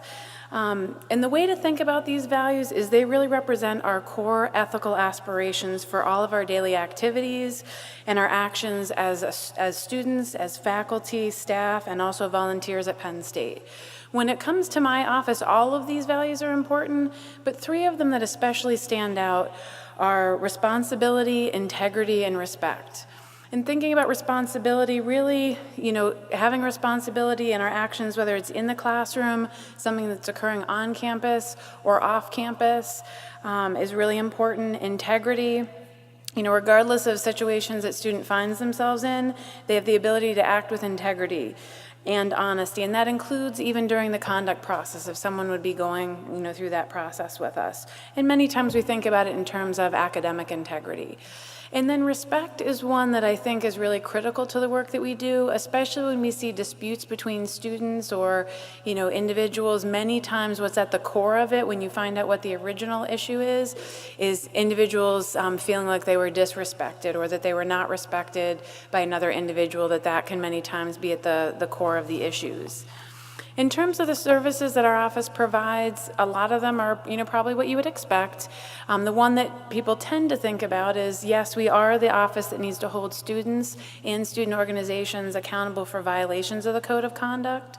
The way that we do that, though, anyone could submit a report to our office of an allegation of, misconduct. So it could be a report that we receive from police. It could be something submitted by a faculty member or someone in the community. We don't look at those reports and just make a decision. We actually, any report that we receive that involves a Penn State student, we reach out to them, we set up a meeting, we share a copy of the report that we received, and we give students the opportunity to share their perspective. Sometimes a student might look at a report and say, yeah, this is what happened. Other times they might look at it and say, well, parts of this happened and parts of this I feel are not accurate. And other times they might say none of this is accurate. We place a really high value on giving students the opportunity to share their perspective.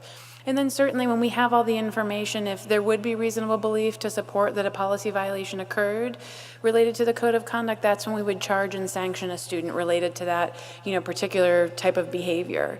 But even through that process, students have rights. So if we're making a recommendation for a specific charge and sanction for a student has the ability to accept it and say, yes, I'm responsible for this. This occurred. I understand what I have to do moving forward. A student could also say, no, I'm not responsible for this, and they can contest it, and it would go to a hearing. So there would be another party that would review all the information and make a decision. And it's also something when we meet with students, we don't make them make a decision on the spot with us. They have 3 business days to really think about it. With student organizations, we also hold student organizations accountable to the Code of Conduct. In those cases, instead of an individual coming in to meet with us, it might be the president of that organization and their advisor, but all the same rights would apply in that process as well. We also support individuals that have been impacted by others' misconduct. Some examples of that are what Chris just talked to you guys about. It could be even someone, if it was a theft case and, someone was the victim in that case, it was something of theirs that was stolen, or, whatever the circumstances would be, we always would reach out to that person named, as the impacted party, give them the opportunity to share any information if they wanted with us before we met with the other party to manage that case. And many times, it might be something that someone walks into our office and we may not be the office that they need, but we're going to collaborate with our partners, if we need to get someone connected with a counseling center or the health center, or maybe they need to meet with somebody in advising, but we would just connect students as needed. We do conflict mediation. What we see typically is sometimes it might be disputes between roommates off campus, or it might be between a student and a faculty member, or 2 students in some type of organization. With conflict mediation, it's not a conduct process. It's not a required process. So it's something, occasionally one party might reach out to us and say, I'm having difficulties with this other party. I want to do mediation. We always reach out to that other party because it's not mandatory. If they are not interested in pursuing it, we can't make them participate. But if they do, we'd meet with both parties, get a sense of, kind of what the concerns are, and then we'd set up a facilitated conversation to really give them a safe space to kind of work through, address the issues that they're having, and then hopefully come to some type of resolution that they can, mutually agree upon to improve the situation. One thing that's really important to note, we cannot, many times students will come in and they want us to get someone to move out of their apartment or to, something related to a lease. We don't have any power over that since the lease is a legally binding agreement. That's not something that, we're able to do. So that's just many times when people are looking for mediation, sometimes we have to turn them away because we're not the right resource for the needs that they have. And then we also provide educational outreach. So we do, programs like this. We go into first-year seminars, student organizations. We really try to inform students about the expectations related to the Code of Conduct. Our job and our purpose is not to catch people making the wrong decision, but more inform students of what the expectations are and what the outcomes are if those expectations are not upheld. In terms of the jurisdiction, this is something that's really important to know, and sometimes there can be a little bit of confusion about this.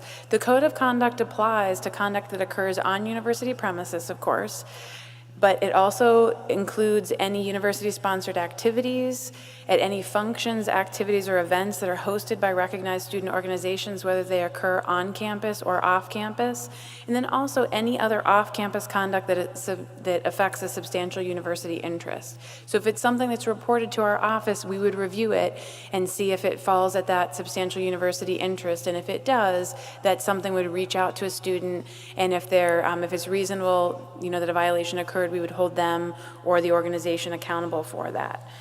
And that the student organization piece, that's relatively new in the last year. We used to just do individual conduct, but now, like I said, we cover conduct for individuals and organizations. And then there's also opportunities to get involved in our office. I know as graduate students, you're going to be very busy. You've got a lot of things going on.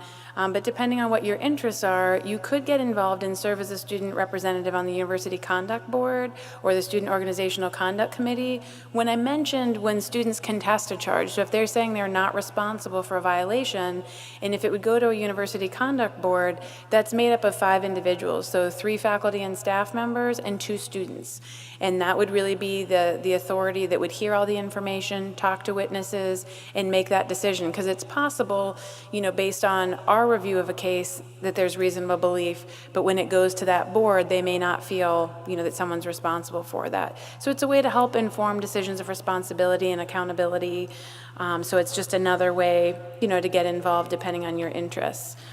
And then with our office, we're located in Buki Building. There's a lot of student services that you've probably already heard about or that you're going to hear about that are located in Buki Building. We're pretty easy to find because if you just walk in the main doors, if you just go up the big steps outside and turn to the left, that's where the Student Conduct Office, and we also share the suite with Student Care and Advocacy.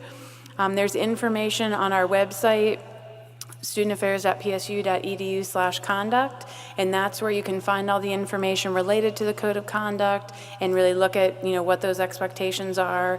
Our email is up there, and then there's also a Know the Code quiz as well. So if it's something, if you want to see kind of your understanding of the Code of Conduct, that's something in a couple minutes that can kind of tell you where you're at with that. Well, once again, welcome to Penn State. I hope you have a great experience here, and good luck with the rest of your orientation.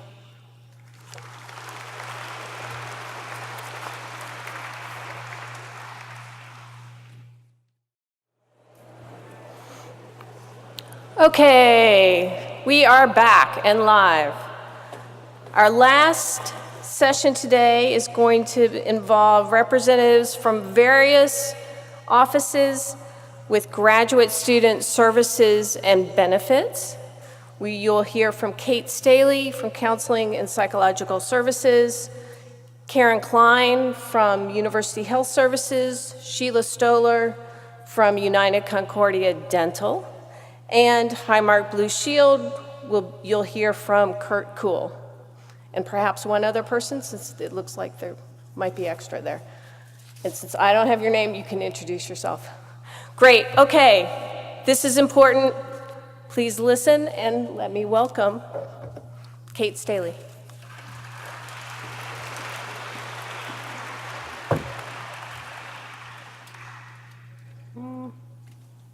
Is it just, oh, it's up.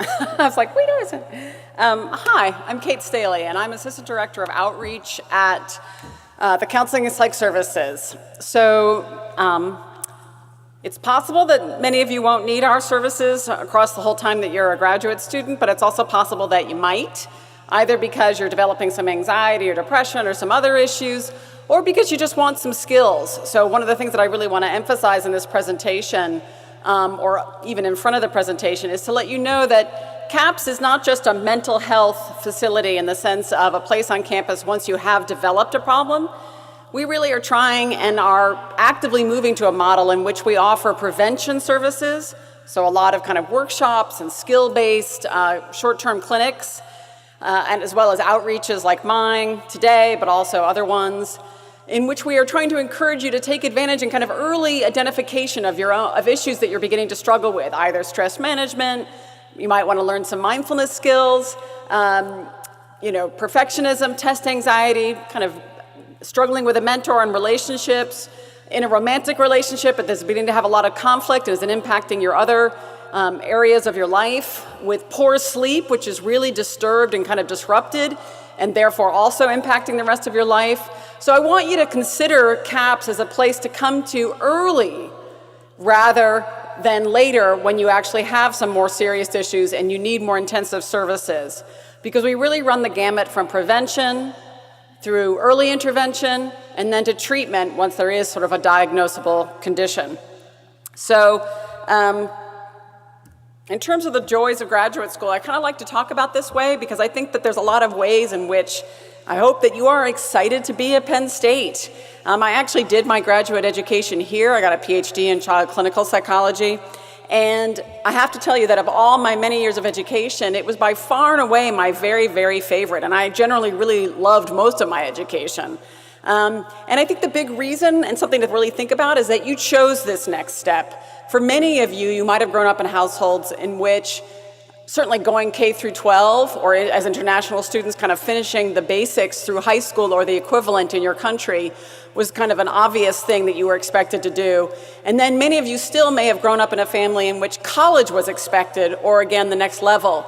But graduate school, that's something that is often not expected, and even in kind of very well-educated families in which the kids are kind of taking the next step. And so one of the things that I would kind of encourage you to embrace is that for many of you, you probably chose this next step in a very active, I want to study this kind of way. And you do get to focus in on a very specific area of interest that's yours.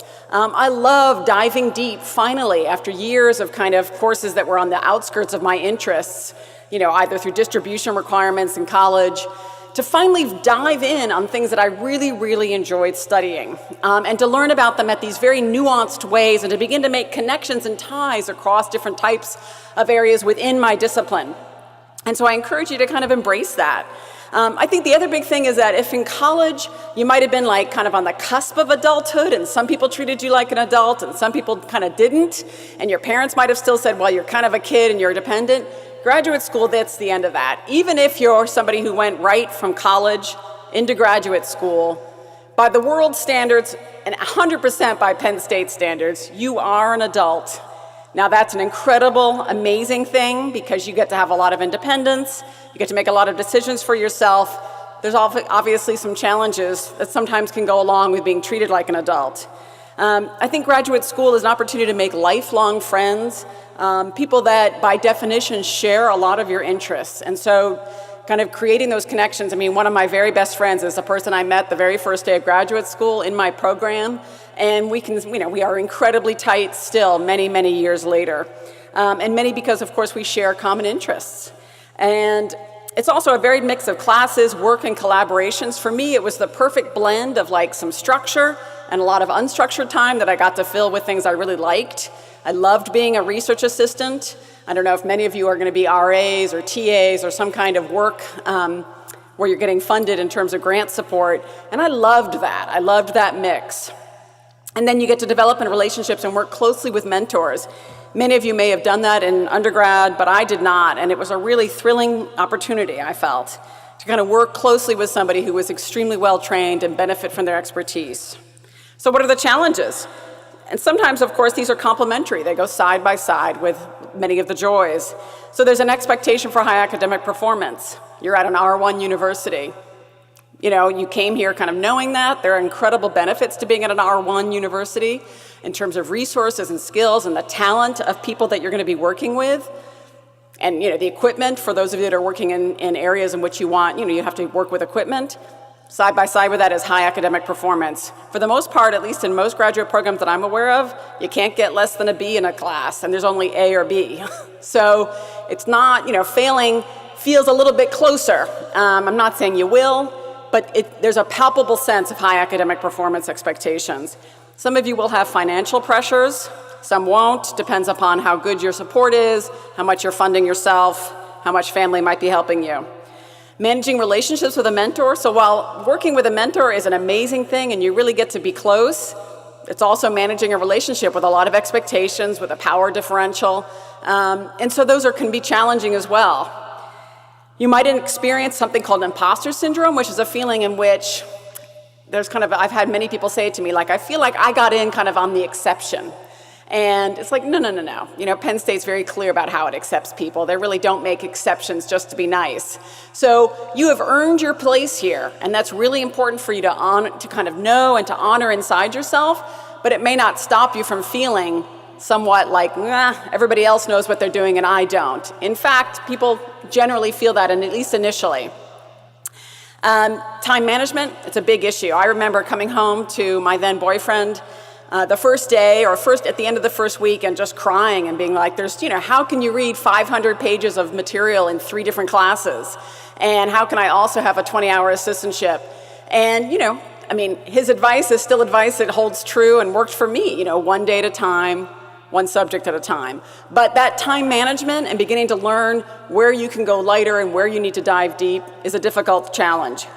You may also find the limits of your current coping skills. And what I mean by that is that things that may have worked for you in the past, or particularly worked for you even as a child, may or may not work so well in a much more demanding atmosphere of graduate school. So for instance, I don't know, how many of you watch Netflix and sometimes binge watch Netflix or something like that? Yeah, so not a small amount, right? I love Netflix, so I have nothing against it, but it will not work if you watch 5 episodes of Grey's Anatomy. I can tell you that if that's your primary coping strategy, you're going to quickly begin to run afoul of it. It's going to quickly pose where you've lost the time, you've lost sleep, and you can realize that your kind of avoidance isn't working to kind of create some productive effort on your part. And so one of the things that CAPS can really help you with is learning a lot of good coping strategies, ones that are shorter, that take less time, but are also a lot more effective than a Netflix binge. Living on your own and or with new roommates, I think that's probably something that many of you faced in undergrad or in your other countries in terms of education there. Clearly that can be challenging at times. And then one of the top 5 stressors for everybody at any level is moving. And so for many of you, you've moved to a new state, perhaps even a new country. And at the least, many of you have moved to a new place. So what is CAPS and how can we help you? We're a counseling mental health center, but as I said, we're really geared for the whole range of services, from prevention through early intervention and treatment. We're for Penn State students from undergraduates through postdocs. So we see a wide age range, but we don't see staff and faculty, so you're not going to run into your mentor at our place. We're staffed by licensed professionals and advanced trainees who are under heavy-duty kind of supervision. We serve all students, inclusive of any difference, underrepresented diversity issues. So please come. You are welcome. We want to help. And we serve and kind of work to meet your needs. Our services are confidential, and that's a really critical thing to understand. Many people get worried that maybe a parent or a mentor or a good friend could know that you're coming. They can't. If they call in, even if you told them, I am seeing somebody at CAPS, and let's say your mom or your mentor called and said, I want to know if so-and-so got to CAPS, we would say, we can neither confirm nor deny that that person is at CAPS, let alone attending any kind of sessions. So we are fully confidential. You must write a written release of information and then designate to whom that goes to for it to go anywhere outside of our service. We generally serve students with shorter-term needs at the individual therapy level or longer-term needs in terms of groups and process groups. Somebody who wants long-term therapy, meaning weekly sessions for across a whole year, will likely be sent downtown to the private community, of which there are many private providers. Many of you probably bought the Penn State health insurance, which you're going to hear about, and it is well accepted down in the private community with a reasonable copay. So, but you will find that you may be referred down if you're wanting long-term individual therapy, or if your needs are such that you need them. And then we do have urgent services. We call it a rapid access model, in which if you are urgently in need of our services, you're having multiple panic attacks, you were sexually assaulted, you are thinking about hurting yourself, you haven't gone to class for 3 weeks and you're finally willing to deal with it, you can call and you will get in within 24 to 48 hours, and often on the same day, of course. That's what our intention is, but certainly within the next day or so. And then we also have a crisis phone service for after hours and weekend. We provide short-term individual counseling. You get 2 rounds of individual therapy during the time that you're at Penn State. You can't have them consecutive in the same year, so you can't do 6 to 9 sessions in the fall and then come back and do 6 to 9 sessions in the spring. You have to separate them out by the budget year, actually. So you get 6 that are totally free, and then you get up to 3 more for $15 a piece. We help people with a variety of issues, from anxiety, depression, bipolar disorder, sexual trauma, childhood trauma, a lot of different issues. Some of them are better served in a longer-term environment, but we could be a good place to start, particularly if you're unfamiliar with therapy and want to kind of see how it feels. We provide ongoing semester-long process groups, and a process group is when you're going to meet with 6 to 8 people, sometimes for a general kind of interpersonal group, and sometimes for more targeted issues like anxiety or depression or women of color empowerment groups. There are different groups that kind of have a longer, more focused topic. Those you can do for free for a whole semester or even up to a year, and some people stay in them for 2 years because they really love the support they provide. They are incredibly helpful at helping you understand yourself better, understand and kind of negotiate your relationships better, and get feedback from peers as well as support. We also provide a huge range of short-term 3 to 4 session clinics. So we use the term clinic to designate the short-term ones versus groups, which are the longer process. A short-term clinic, it tends to be much more skills-based. So for instance, we have a stress management clinic, an anxiety clinic, an insomnia clinic, and we tend to focus in on a very specific issue. We teach you a range of skills. Again, it's about 6 to 8 people. It meets 4 weeks in a row at the exact same time, so like Wednesdays, 3:30 to 5, 4 weeks in a row. You do have to agree to come to all 4. And then you're with 6 to 8 people, and you focus in, learn a little bit about whatever the issue is. So mindfulness, we have a great mindfulness clinic where we talk about for maybe 20 minutes and kind of teach you about a new concept within mindfulness, like radical acceptance, loving kindness. And then we teach you 3 skills in the mindfulness clinic, a breathing-based one, an imagery-based one, and a body-based relaxation technique. So by the end of the 4 sessions, you'll have 12 new skills to help you manage your emotions, calm yourself down, help yourself get to sleep. So that's the way the clinics work. They're skills-based, not so much talking among each other, although it's supportive in a general sense. So these are a sample of some of our semester-long process groups, and then our short-term clinics.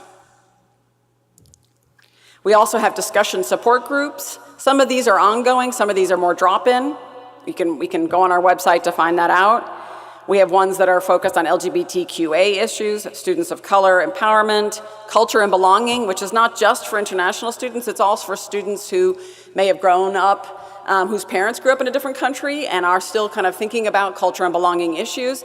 And it can be for people who want to support a partner or a friend who comes from a different culture. We have women's empowerment, which is a lot for sexual assault survivors, students on the spectrum, and loss and grief. We also help connect you with community providers and other resources on campus as needed. I talked a little bit about the rapid access for urgent issues. We have in-house psychiatric issues, so we have 4 psychiatric providers. If you need medication, if you're already on medication and want to switch your management to us, that's fine. If, however, you are coming or suspect that you have ADHD or attention deficit disorder, you will need to provide proof of a full neuropsychological evaluation by a trained clinician.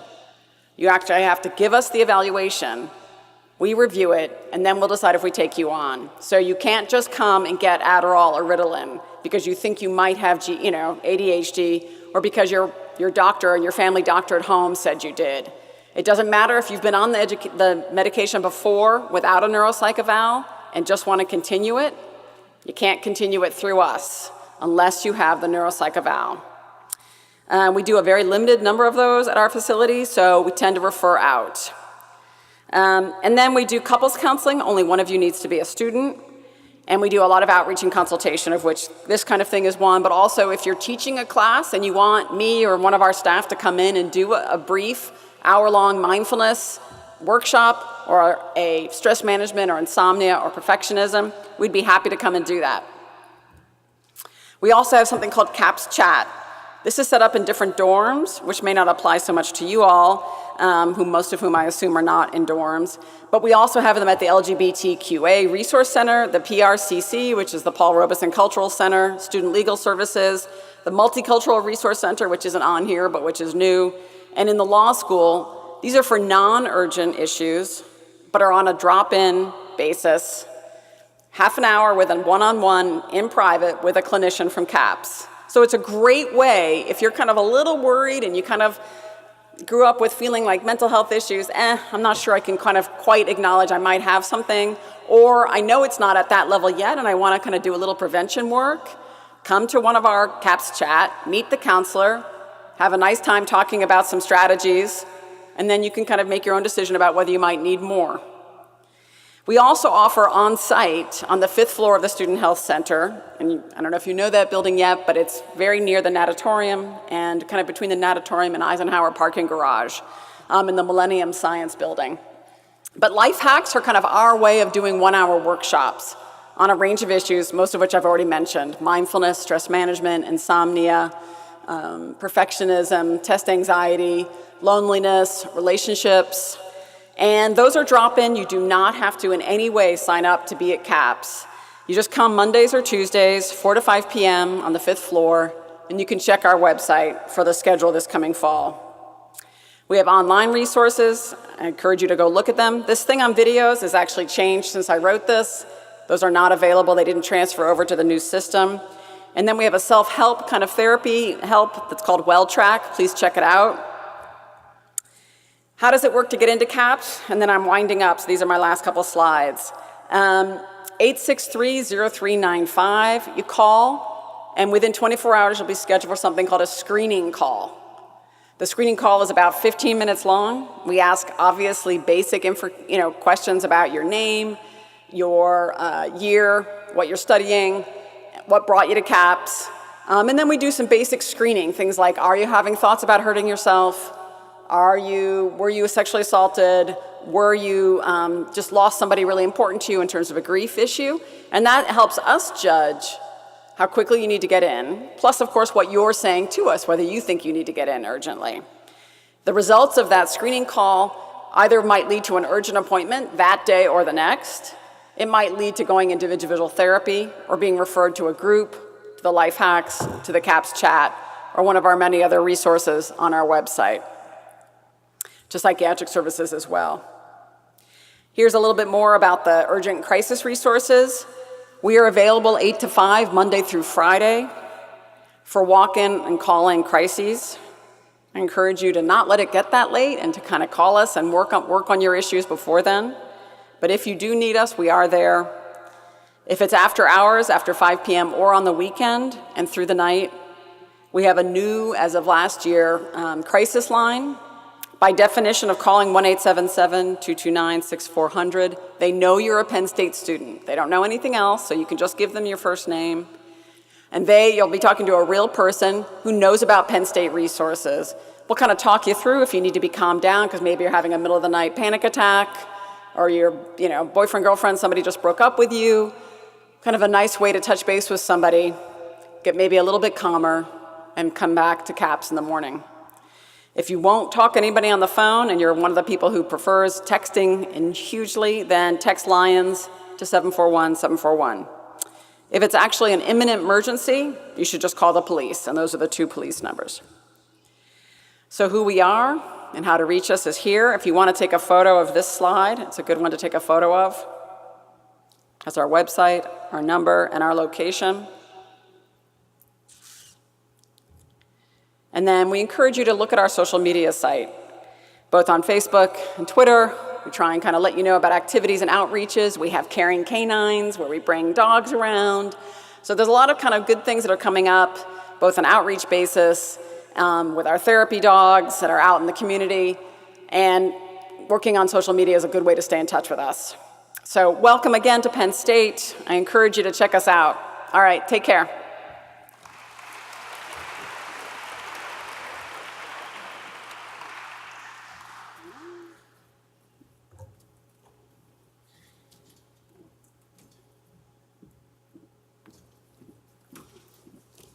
Hi everyone, my name is Mindy Krause. I'm a communications specialist with University Health Services. So I'm going to be kicking off this next segment. We're going to be transitioning to your physical health while you're here at Penn State. I'm going to talk a little bit about some resources that are available to you, and then we're going to transition and talk about immunization requirements and also health insurance. So ultimately, we hope that you have a great experience here at Penn State. We hope that you find happiness, prosperity, and good health. If you need us, though, I think the goal of this presentation, if anything, is just to let you know what services we offer. So whenever you're experiencing symptoms or needing some health care support, you know where to find us. University Health Services is your campus health center. We're located in the Student Health Center, which is the same building as CAPS, right across from the natatorium, right beside the Eisenhower parking deck. So some of you may have seen that on your campus tours. If not, please just take a look next time you're in that part of campus. We are open by appointment on Monday, Tuesday, Thursday, and Friday from 8 a.m. to 5 p.m., and on Wednesdays from 9 to 5. During the academic year, the spring and fall semesters, we do have walk-in hours on Saturdays from 11 a.m. to 3 p.m. So just keep that in mind. You don't need an appointment on those days. You can just come if you're having a health concern and be seen by a clinician. For medical emergencies, of course, please dial 911. You'll be transported to the local emergency room. Here at Penn State, the local hospital is Mount Nittany Medical Center. It's located about a mile from us on campus, so it's very close by. We do have an advice nurse at University Health Services who is available 24/7. So this is a great resource to call anytime with health questions or concerns. It's really convenient during after hours, weekends. So a great scenario is if it's a Saturday around midnight, you start experiencing some pain, maybe you're feeling warm, having some blurry vision, you don't know if this is an emergency situation, you can call this number, talk about your symptoms, and our advice nurse can give you some next steps and some advice, which is a great peace of mind and a really great service that we offer to students. So the number's there on the screen. All of this information is also on our website, but please keep in mind that that is available to you. Things that we offer at University Health Services, medical care is probably the first thing that comes to mind to many. We do treat acute conditions, which include sore throat, fevers, colds, flu, viruses, things of that nature. We do have about 20 providers currently, and that includes physicians, physician assistants, nurse practitioners, and a team of support staff to assist them.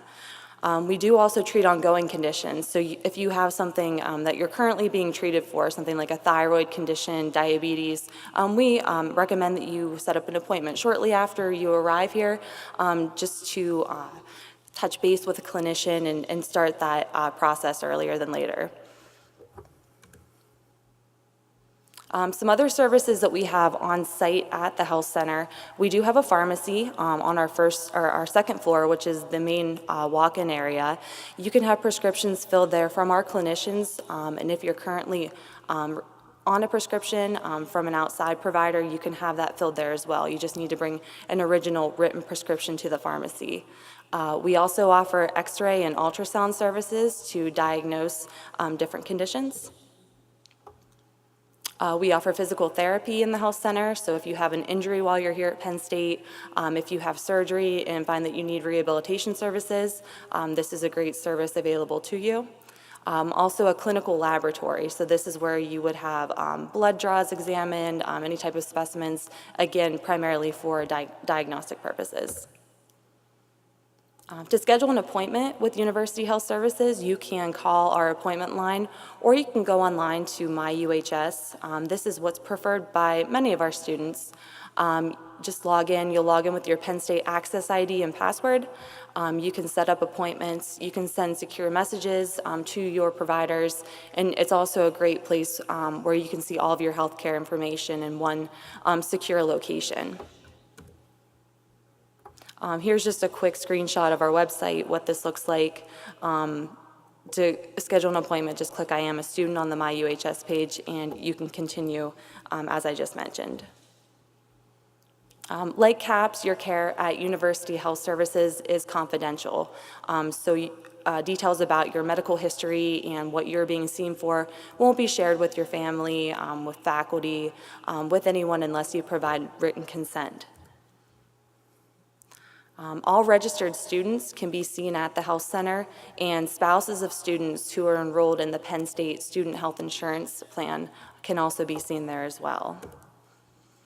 If you're traveling with a family or child dependents, we don't currently offer pediatric care, but if you look at the insurance provider's website, there is a list of providers in the area that can offer those services.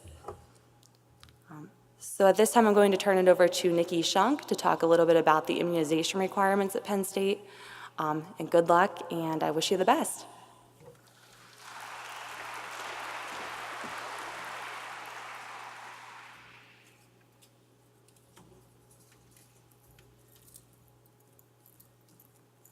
Good afternoon and welcome to Penn State. I promise this will be brief, but we wanted to share some important information with you in regards to immunizations and the immunization requirements at Penn State University. By now, you should all be aware of the Penn State immunization requirements. We do require proof of immunity against measles, mumps, and rubella. And then anyone living in university-owned housing also needs to submit proof of a meningitis vaccination. In addition to the required vaccinations, Penn State strongly recommends that all students are immunized against the following diseases there that you can see listed on the slideshow presentation. We do offer all of these vaccines at University Health Services, so if you haven't taken care of your immunization requirements yet, or you'd like to be immunized against some of the recommended vaccines, feel free to make an appointment at University Health Services. You can do that by calling our office or logging into My UHS. My UHS is that online portal that Mindy described a few minutes ago. So just a little bit of information on what and how you need to comply in case this is the first time you're hearing about this. The first step would be to go to the University Health Services website and print the Penn State Immunization Verification Form. That form needs to be completed by your healthcare provider. The second step then would be to log into My UHS and upload that form to our immunization compliance staff for review. Once the immunizations are reviewed, you would be sent a message through My UHS letting you know whether you're compliant or non-compliant. Now, you might be worried if you're not living here locally and you're coming from far away about how you're going to get that information to your healthcare provider. If by chance you brought with you your immunization records, you can simply make an appointment at University Health Services, and one of the nurses there will review your immunization records and complete your immunization verification form for you. Anyone that doesn't comply with the Penn State immunization requirements would have an academic hold placed on their account in October, and that would prevent your registration for spring semester. Should you have any questions about the immunization compliance process, feel free to reach out. We work in health information management. We're located in the Student Health Center, and our office is on the first floor. You're certainly welcome to give us a call or send us an email as well. Thank you, and again, welcome to Penn State.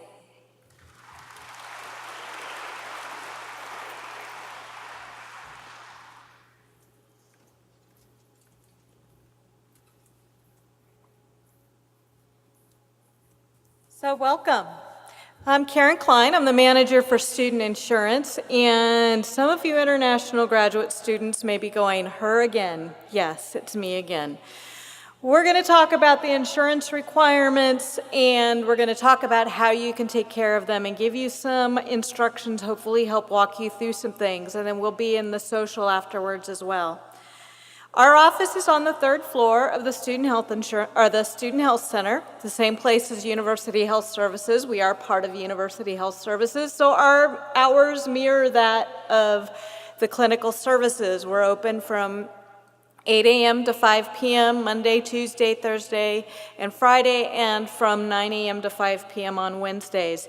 That hour on Wednesday mornings gives us a chance to have our staff meetings and professional development and make sure things are good. We are not open on the weekends because we are an administrative area, not a clinical area. So if you do need to reach us, you need to be reaching us during those business hours, Monday through Friday. So what is the role of our office? The role of our office is threefold. The first is we're here to make sure that all students have insurance, not just you students here at University Park, but all students at all campuses have access to medical insurance. The second thing we are here for, our office does currently, is we are the office that enforces the international insurance requirement. We're the ones that will be putting holds on student accounts, which we'll be talking about a little bit further. But we're also here, third and utmost, we are here to help you. If you're having problems with the insurance, you're having problems understanding your explanations of benefits, you're having problem understanding the benefits, you've talked to the insurance company and something isn't, you don't feel like something's right, you can talk to us. We can work with the insurance carrier on your behalf and try to help you get things resolved and understand what is happening and why. So please do not hesitate to reach out to us. So healthcare in the United States. Healthcare here in the United States is not a nationalized medicine. Everybody's responsible for their own care, which means you get services, you're going to pay for said services. And without health insurance, you are 100% responsible for the cost of the services you incur. So what does that mean for you? You go to the hospital, you're going to come out of the emergency. If you go to the emergency room, you're going to come out of the hospital with at least 2 bills. One is going to be for the emergency room for the hospital. The other is going to be for the physicians that see you while you're there. Just walking into the emergency room can cost you between $5,000 and $1,000 just to go there for services. Mindy had explained that's the place to go for an emergency or urgent care. If it's not an emergency or urgent, you do not want to go there because of the cost associated with it. For those of you that are married and plan on having children, the cost of having a child can easily run $10,000 to have a baby. And that probably doesn't even include the doctor that's going to help deliver the baby, or if you have anesthesia to help it not be as painful, and all those other lovely things. So the costs add up depending on the services you get. So what is insurance? Insurance, whether it is car insurance, life insurance, or medical insurance, all works the same way. It's all meant to be a protection against loss. That means everybody in a health insurance, it's both healthy and sick people, everybody is paying a premium to protect them against that loss. Car insurance, you're paying the insurance company, and the insurance company is hoping that you will be the safest driver ever. Life insurance company, you're paying them premium, and they're hoping you are going to live a long and prosperous life. They are there if something happens and you do have a car accident, or they're there if you do need to have, if you were to pass away, they're there, they give the money to your heirs. Medical insurance is the same thing. They are collecting money, and when you have a claim, they pull from the money that's been collected from both the healthy and sick students, that pool of money, and they pay the bill. That's how an insurance company operates. So, that being said, this is just a visual of what we're talking about. So for medical insurance for Penn State, we're looking at students, both healthy and sick, that are paying money, and creates the pool and a fund of money, and when the claim needs to be paid, it gets paid from that fund. Terms that you're going to want to know. How many of you have never dealt with insurance before on your own? A few. So for those few, the rest of you just be patient, okay? We want to make sure that people understand what they're dealing with. Dependents. If you are married or have children that rely on you, they are your dependents. It's as simple as that. Premiums. It's that money you're going to pay so you can have the insurance. So if you have car insurance, you have to pay a certain amount each month or every quarter or every 6 months or once a year, depending on how you set up your insurance. It's the same thing with the medical insurance. You have a premium you're going to pay. It's the amount you're paying to have the insurance. Networks. They're the providers, the doctors, the hospitals, the other services that have contracted with your insurance company and have agreed to accept what the insurance company has said they are going to pay for those services. Why is this important?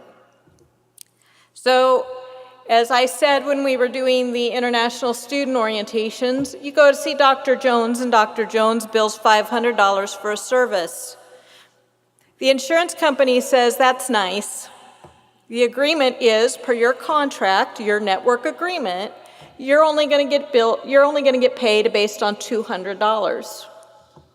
With a contract in place, the provider has to write off that $300 the insurance company is telling them they cannot bill.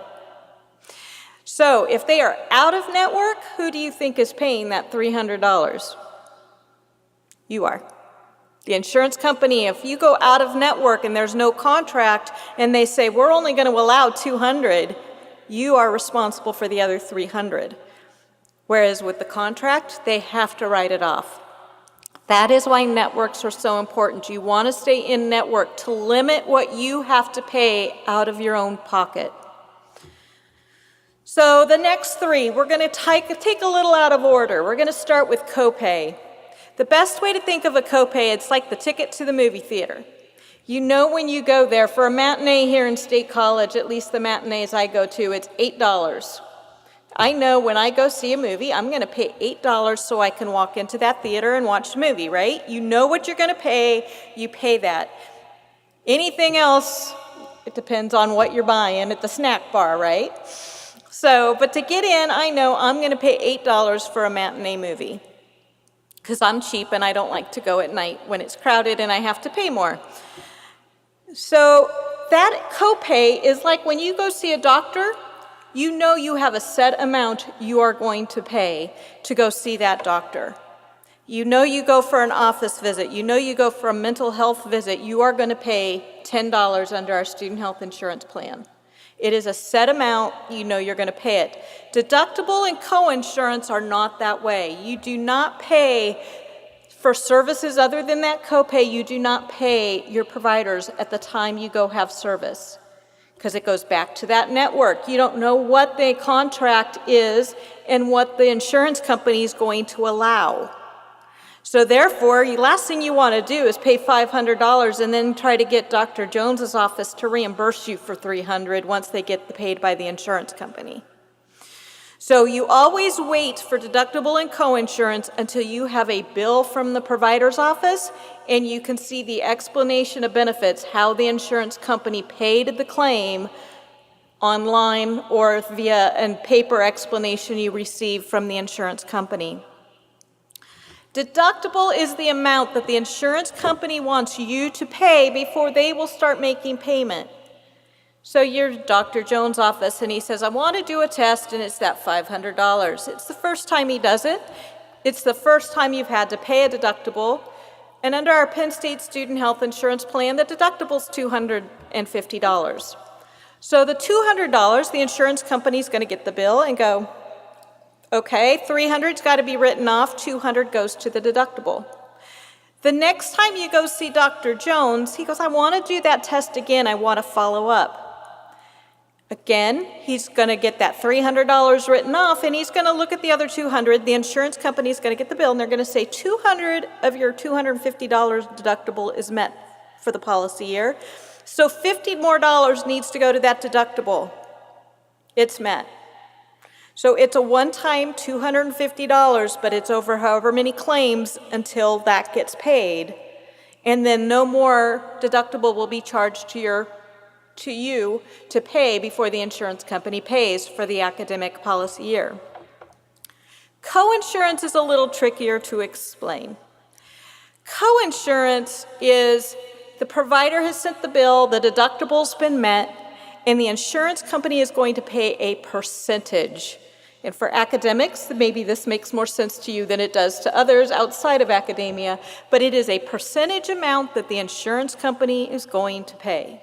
In our case, for our student health insurance plan, as long as it's in network, the insurance company will pay 90%. You will be responsible for 10%. So let's go back to that second bill for Dr. Jones, and $50 has gone to the deductible. We have $150 that still now needs to be paid. The insurance company is going to look at that, and they're going to say, out of that $150, we'll pay 90%. So you as the student are going to be responsible for 10%, which is $15. So you're going to have the $50 deductible, the $15 copay, and so you will get a bill from the provider saying that you owe $65. Now, Dr. Jones doesn't like the results again, so he does it again. Your deductible's been met now. So this time when the insurance company looks at the bill, they're going to say, here's how much is allowed, and we're going to pay 90%. So again, if it's the $200, they're going to pay everything but $20, and you're going to be responsible for $20 for that test that he runs. So it is always a wait for deductible. In the co-insurance, you always wait for the bill before you make payment, and make sure that the insurance company has considered the charges first. So currently, who has an insurance requirement? All international students here at Penn State have an insurance requirement. Right now, domestic students do not. That's going to be changing, and we're going to talk about that. So right now, though, as an international student, you have to have insurance or show proof of. This requirement, again, is because of the cost of health care. We don't want you leaving Penn State owing more money than you do tuition, and also if something comes up, you can't finish school because of a medical condition. The international students can meet this by doing a waiver or enrolling in the Penn State student health insurance, and we're going to talk about that. And who does this? This is a comprehensive plan. Who's eligible? All graduate students enrolled half-time or more. Medical students, because of the College of Medicine, has a requirement. It's 1 or more credits. Law students, because you have a different credit requirement than graduate students, it is 6 or more credits. And undergraduate students enrolled in 6 or more credit hours. All international students taking 1 credit or more are required to have insurance. So it is a comprehensive plan. We've done the work for you to make sure that this is a quality plan. It's going to protect you should something happen to you and you need the services, it's there for you. It is offered through First Student, College Student Health, and it is underwritten by United Healthcare Student Resources. So what are the benefits of our Penn State Student Health Insurance Plan? The benefits are the same whether you're a funded or non-funded graduate student. So if you're a graduate assistant, graduate fellow, graduate trainee, or you are a non-funded graduate student, you all have the same medical insurance. The annual deductible is $250 for an individual or $500 for a family. It is a 90% in-network benefit and a 70% out-of-network. There is a maximum out-of-pocket of $1,300 per individual or $2,600 for a family. So if something catastrophic should happen, the most you are paying out of your pocket is $1,300. We are limiting, again, we're limiting if something should happen, what your costs are going to be. We do have a $10 office visit copay on our plan. Services at University Health Services do not have copays, deductibles, or co-insurance applied to them. They are covered at 100%. And University Health Services is where you would want to go for care. The emergency room does have a $150 ER copay. Once that is met, the services go to deductible and then to co-insurance. So it's not just you're gonna pay $150 when you go to the emergency room. You're still gonna get a bill if you haven't met your deductible for the deductible and the 10% co-insurance. That copay is waived if you get admitted to the hospital. So if you end up going for abdominal pain and it's appendicitis and they're admitting you, you're not gonna pay the $150 copay. And then prescriptions. The prescriptions, again, at University Health Services, you can get a 30-day supply, or if you're on a chronic med, a 90-day supply and pay nothing. And that's at University Health Services Pharmacy. If you go outside of Health Services Pharmacy, you're going to pay $10 for a generic, $30 for brand, and $60 for your specialty type drugs. So the university, and you can only get a 30-day supply. So University Health Services is the best place for you to get your prescriptions. And if you have prescriptions from providers outside, they can either fax them in. The pharmacy does not accept phone calls to transfer those, but they will accept a fax, or if you have a written prescription.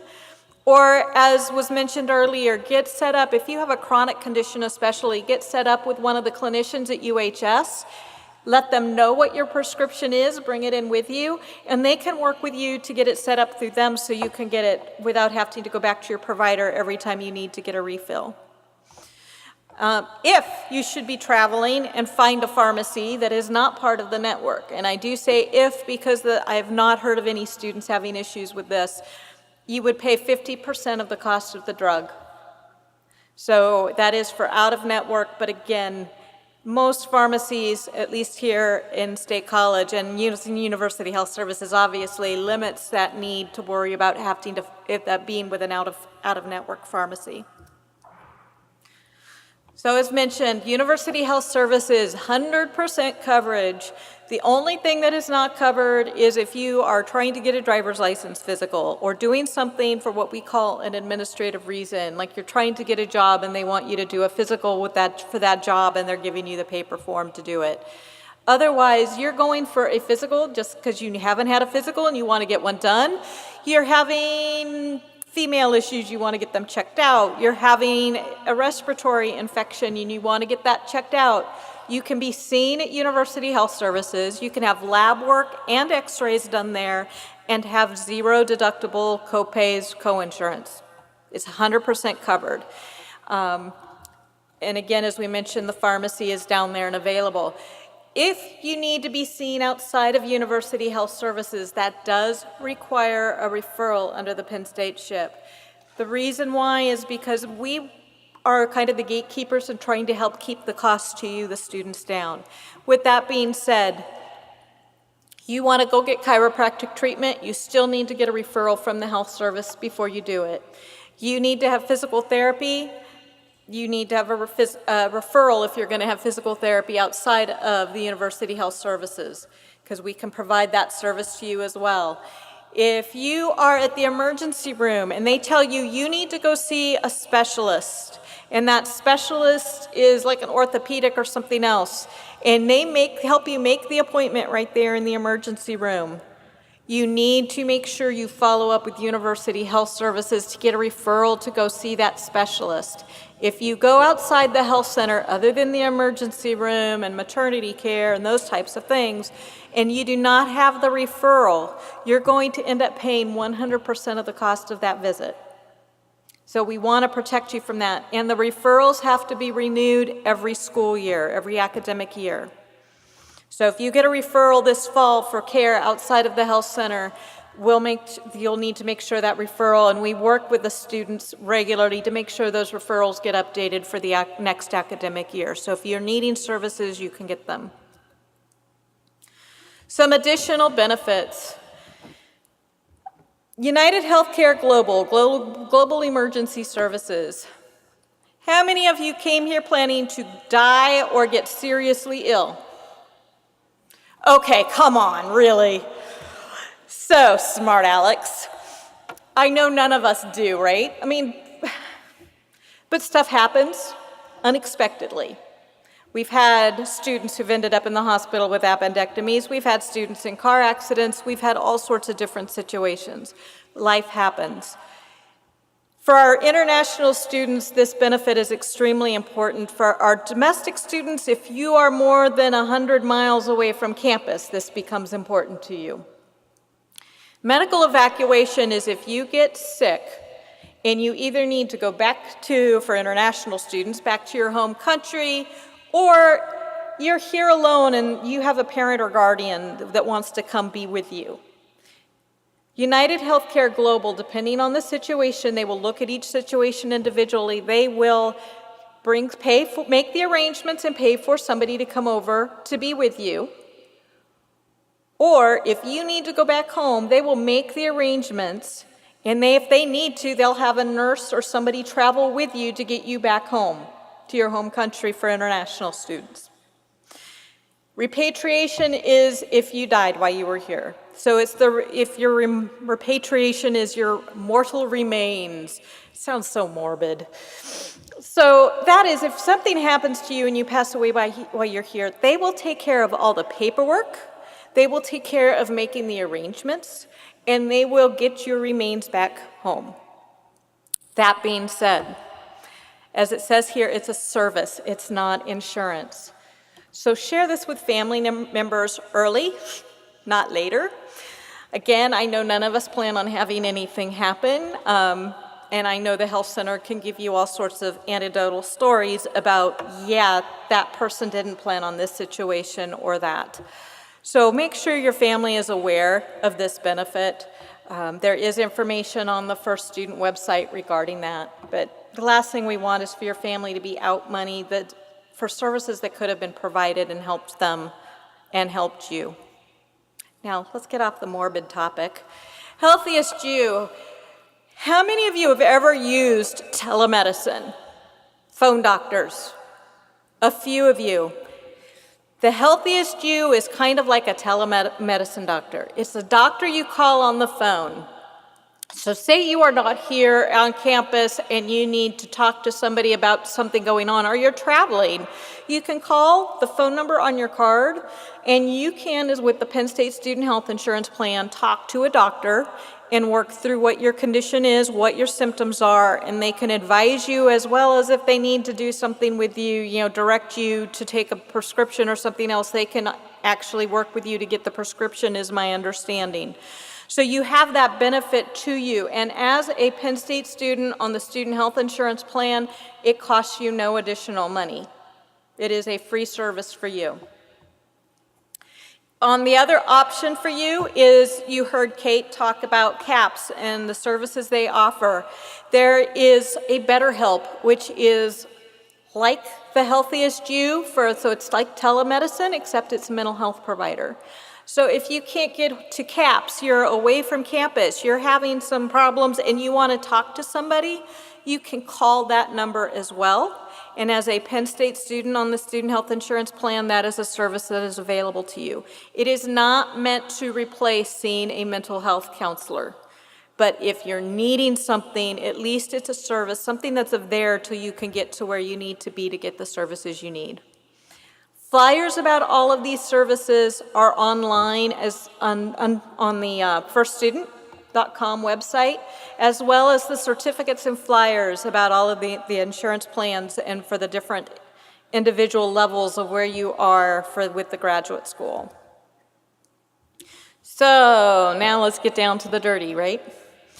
So graduate students, all of you, for a single student, it is $3,663 for the year. Remember, this is a platinum level plan as compared to the individual market on healthcare.gov through the Affordable Care Act. So it is a platinum level plan, and again, we have vetted it, and if you were to go out onto healthcare.gov without any subsidies, you're going to pay about twice, if not 3 times this for this insurance. So graduate assistants, graduate fellows, and graduate trainees, what are you going to pay for this? If you are a funded graduate assistant, graduate fellow, the university is paying 80% of the premium for you. So their university for a year is paying almost $2,900 for you to have insurance. That's what the university is paying. You are going to pay 20% as a single student, which is $723.80. So how are those deductions going to be taken? As many of you know, I know we are working with the grad school and shared services to make sure your appointments have been or are being processed.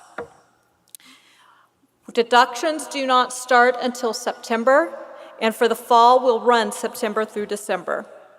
So you will see that there's 2 rates here, one for the fall and one for the spring. The fall runs from August 13th, so it started Monday, and will run through December 31st of 2018. The spring summer will start January 1 and will run through August 12 of 2019. But deductions are only taken January through May. That's why the rate is higher in the spring, to make up for some of that cost. Because that way, come May, come June, July, and August, if you are on wage payroll or in a position where you wouldn't have deductions, you wouldn't have benefits, and that's not our intent. So we automatically made sure, and we have worked with payroll to make sure that this works for you so that your benefits carry over for the summer for you. The cost for just one dependent, the university will pay 24%. You will pay 24%. The university will cover. I'm doing this wrong. I apologize. If you have a dependent, single dependent, either a child or a spouse, the university will subsidize 70% of the premium for that dependent, for a single dependent. You will be responsible for 25% for the medical insurance. For a family, the university, so a spouse and 1 child, 2 or more children, or 5 family members, however many, the university will pay 76% for your dependents, and you will be responsible for 24% of the premium. Those are the rates that you see here on the screen, and they are actually on our website, so you can actually look at those and do some math and figure out what's going to work best for you and for your family as you go forward. The next thing we're going to talk about is dental. The university, just as the medical, takes the deductions 4 in the fall, 5 in the spring. Your dental and vision will start September 1 and will run through December 31st for the fall, and then January 1 through August 31st for the spring summer. So again, as a student, the university will pay 80%. This is $205.45 per student. You, as the graduate assistant, will pay $51.31 over the course of a year to have insurance, to dental insurance. Again, there is a family rate, and you can see the deductions there. The payroll grids are on our website. I'm going to have Sheila Stoller come up and talk to you. She is our account executive for the dental plan for you as graduate assistants, so I'm going to let her talk to you about the benefits, because if you ask me, I'll tell you there's a grid on the website. I have a grid in my hands, but there's going to be grids outside. There's grids on the website. I appreciate the opportunity to join you today. The dental plan works very much like the medical plan. It's a PPO plan, so when you go in-network to a participating provider, that's how you're going to maximize your benefit. There is a network of providers here in the Center County area, and then there is also a network of dentists outside the Center County area. When you go for your cleanings and exams and you're seeing a participating provider, your coverage is going to be 100%. When you go for basic services such as fillings, they're going to be covered at 80%, and when you go for major services such as crowns, they're going to be covered at 60%. Karen explained the deductible concept. There is only a deductible under this plan when you see a dentist who is not in our network. You should not have any deductible when you are seeing a dentist that's in the network. So if you can, again, best way to save money is to go to a participating dentist so you do not have a deductible. Your plan is going to cover $1,000 per contract year, so that's beginning in October through September, October through September. And when whatever services that we pay, the plan pays, that gets counted towards your $1,000 deductible or maximum, annual maximum. We'll be out at the table. If there's any questions that you might have regarding the dental, please see me. I will be happy to help you with any of the dental questions you might have for the plan. Okay? Thank you.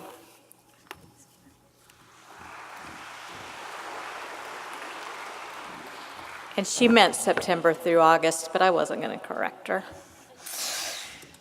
So I just did, didn't I?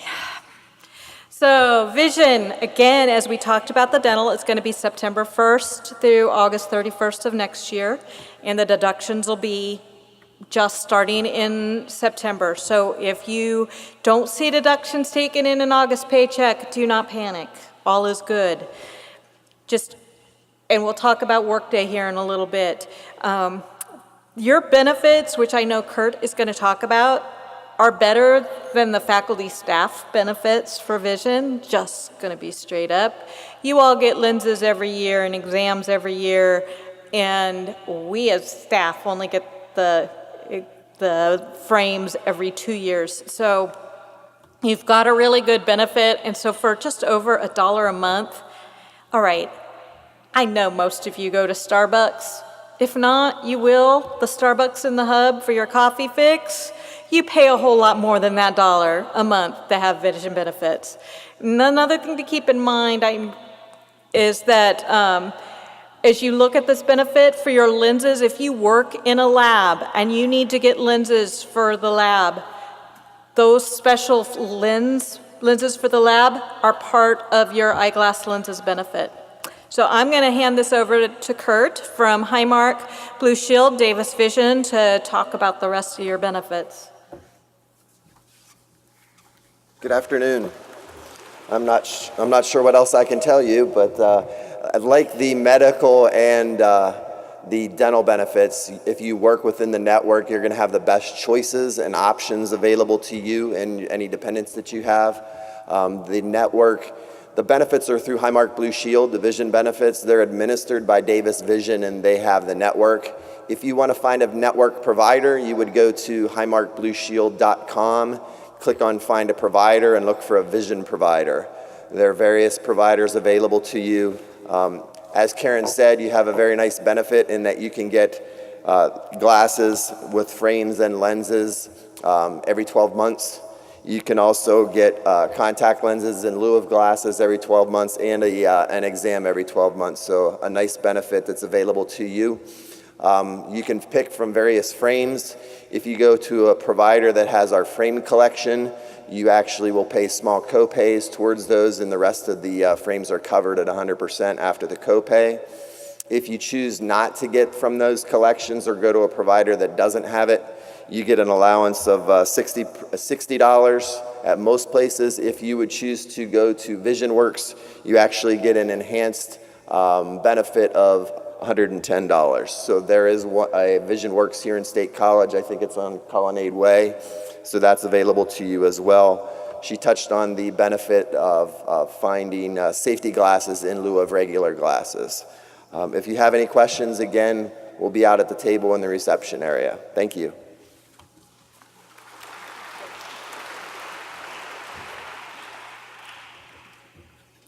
I promise we're getting there, and it's not even 4:30 yet.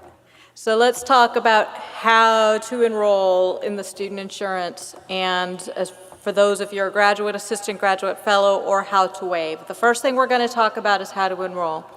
So let's start if you are a non-funded graduate student. You do not have an assistantship, a fellowship, or a trainee.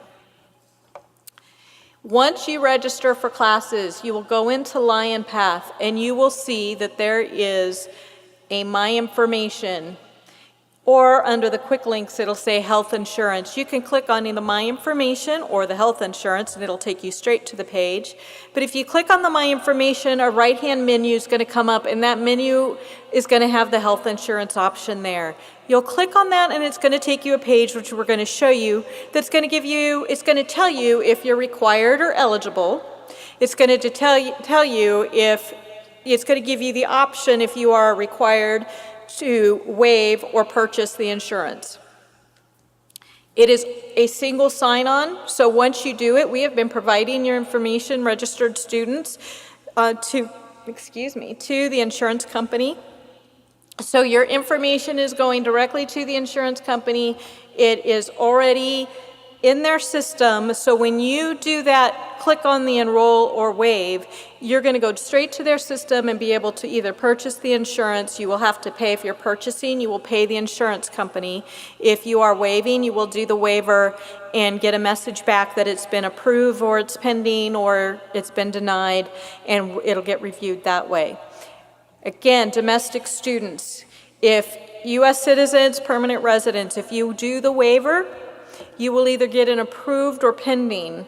And the pending is simply telling you this year there's no requirement.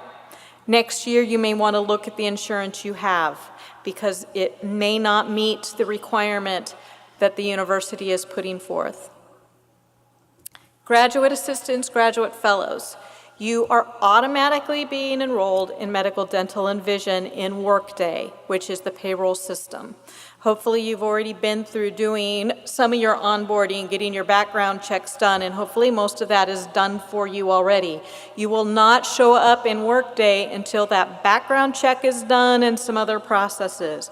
Once you are, you will get like 14 different emails in your Workday email box. One of them is benefits. We are trying to finalize those benefits nightly. So you may find that you plan on declining and guess what, waiving the benefits in Workday, and we've already enrolled you in them. You still have the opportunity to do that through an open benefit. It's called a change. You click under changes, you see benefits, and you go in there and you can do an open enrollment and send that to our office. We will respond back and give you the ability to decline. If you need to add dependents, you will do the same process. You will go in and do that open enrollment. If it is just a message in your inbox to do it, you will be able to add dependents and enroll in the insurance or waive coverages at the same time. So it is a very straightforward in Workday, but nothing about Workday seems to be simple, even for us as faculty staff. So I want to let you know, if you have problems, you're not getting, your benefits aren't showing right, you don't know what to do, and you are in Workday, give our office a call, because if nothing else, we may tell you to bring in your laptop and walk through it with you if we need to. So, continuing students their benefits from last year will carry over. So if they have dependents or they've declined coverage, that's going to carry over for them. So for you, though, as new, you want to make sure you've added your dependents or you're waiving, and it's part of the new payroll system. Look at this. It looks really familiar right about now, doesn't it? How to waive. It is the same process. You're going to go through LionPath as a non-funded graduate student, and you're going to go through Workday as a graduate assistant, graduate fellow, or graduate trainee. Now, if you decide to waive the benefits as a graduate assistant, graduate fellow, or graduate trainee in Workday, you do need to go back into LionPath and provide your information on your insurance as a waiver. Because if you do not, you're going to keep getting emails. The emails are coming from First Risk Advisors, and they will come weekly and possibly even more often as we get closer to the deadline of September 4th. So if you want those to stop, you want to take care of the waiver. Otherwise, after September 4th, they will stop. So what about next year? As I mentioned, the university is moving to a university-wide requirement. So if you are a funded graduate assistant or graduate fellow, I'm not sure what that's going to look like for you. We are working currently. It probably is going to work very similarly to what we are doing this year. We are going to be having conversations and with the graduate school to finalize some of that. So you are still going to be going through Lion Path, or especially if you've done a waiver, you're going to be looking at, you need to do, you've waived a benefit, you're going to want to go out there to provide your information. And we will give you more information on it as we get closer. But you should see the information on your Lion Path just as currently. What is going to happen is if you are a non-funded graduate student next year and you do not do the waiver, the charge is going to be on your student account, which is why it's really important that we get our processes figured out with the graduate school for next year and make sure that for you that are funded, graduate assistants, graduate fellows, graduate trainees, you're not going to get that charge billed to your student account. So let's talk Lion Path first. Lion Path, this is the page you as students see. If you come to my office and look at my screen, it does not look like this. So I do not see what you see. As you can see up in the upper right-hand corner, it says My Information. That is where the directions tell you to go to the insurance. But look under the quick links, health insurance. If you don't want to go under My Information, click the health insurance, just go straight there and you'll get to the same place that we're going. So I click My Information, that menu comes up on the right-hand side. You'll be able to click on health insurance, and it's going to take you to a screen that looks like this. And I don't know about y'all, but up here, that looks itty-bitty. So, Fall 19, it says that they are required, and it says waive or purchase. So if this is my screen and I'm going in, I would want to waive the insurance. Then I would click that waive, and I have the ability to do the waiver right online with the insurance company. If I want to purchase, right now I would click on that link and it'll take me into purchase. Next year, and I pay the insurance premium to the insurance carrier through that link. If next year the intent is that if you do purchase next year, you're not going to pay it up front, but you'll have access to your ID card sooner before the university verifies. So that is for our non-funded graduate students. This is how it's going to work. And you can see it says Spring 19, not eligible, no action necessary. That's because nobody has registered for spring classes yet. So what that's going to look like, we are still working out the spring processes, but the intent is that you would still be able to purchase at least in the spring. But once you do the waiver in the fall, part of what you're attesting to as you sign off on that is that your insurance is good for the year. So let's talk Workday and WorkLion. WorkLion is the home program. So you go to lionpath.psu.edu and you're going to see that Workday icon down in the middle of the bottom page. You're going to click on that, and as you go there, it's going to take you into your home page, and there's going to be some applications. On those applications, one of them is benefits. What we recommend for every student before the September 4th deadline is to go out there, as long as your Workday record is active, verify those benefits and make sure that your benefits reflect what you want. If you want medical and dental and vision as a student only, make sure they're there. And you can also, there's some buttons you can choose, and we can walk you through that if you're not seeing it, because it'll show you your current benefits. But if you go under another place, we can walk you through, you can see what your benefit elections are, and you can actually see that, yeah, the dental and vision, like right now, if I look at your record, it may show you've got medical as of August 13th, but that looks like all you've got. But if I go into this other spot on the record, it'll show me that you've got medical as of August 13th, but your dental and vision start September 1st. If you are supposed to have dependents, you should be able to see them listed on which benefits you've added them on. And if you have waived all of the benefits, and I pause because I always have to make sure I'm using the right terminology. We used to say decline, but that is not the Workday language. When you waive the benefits, if you waive medical, dental, and vision, and you go into Workday to verify your benefits, under that benefits application, you will see no benefits None entered is what it'll say. That means you have declined all of the benefits, medical, dental, and vision. If you did not mean to decline them, you want to take care of it before September 4th. So, as I've said, everything is supposed to be done by September 4th. So that includes your workday, it includes Lion Path. You need to make sure everything is done by September 4th. For domestic students, there is no penalty this year if you don't do the Lion Path piece. You still got to make sure if you don't take care of the workday stuff and you are in workday, come September 5th, our answer is going to be, you had till yesterday to take care of it. International students, you are required.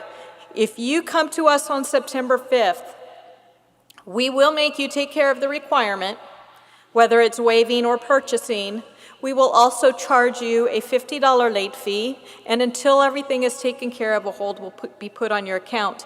And if we don't catch you come September 5th, we will be doing reports and there will be a hold. You need to know there is not an email that goes out when a hold is placed on your Lion Path account. It is up to you as students to check that regularly, because the last thing you want to do is find out when you are trying to register for classes and there is one seat left in a class that you can't register because there's a hold on your account. So the first time you are late, it is $50. Next spring, if you are late a second time, it will be $100.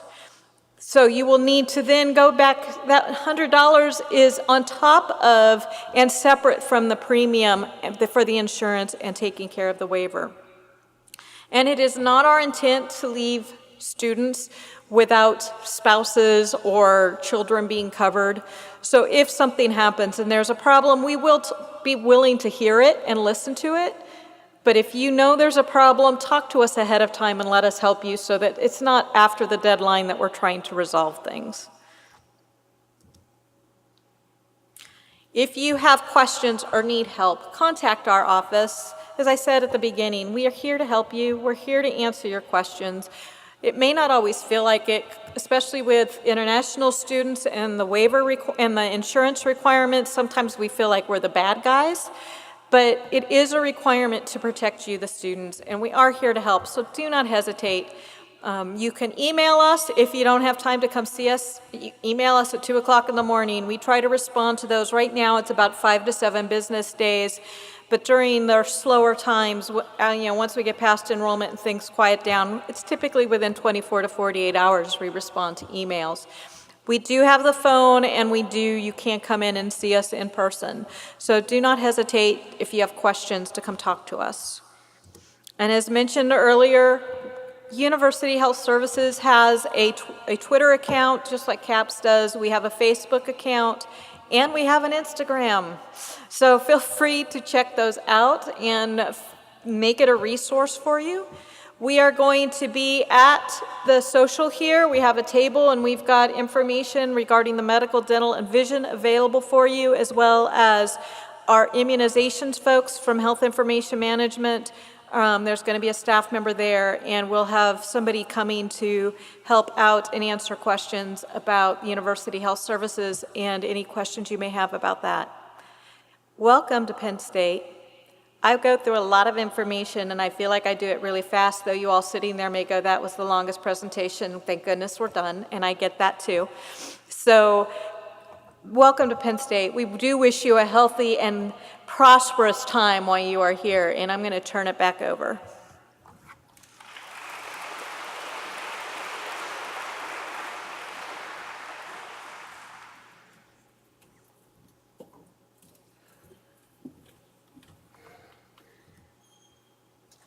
Okay, congratulations, you are all now officially oriented.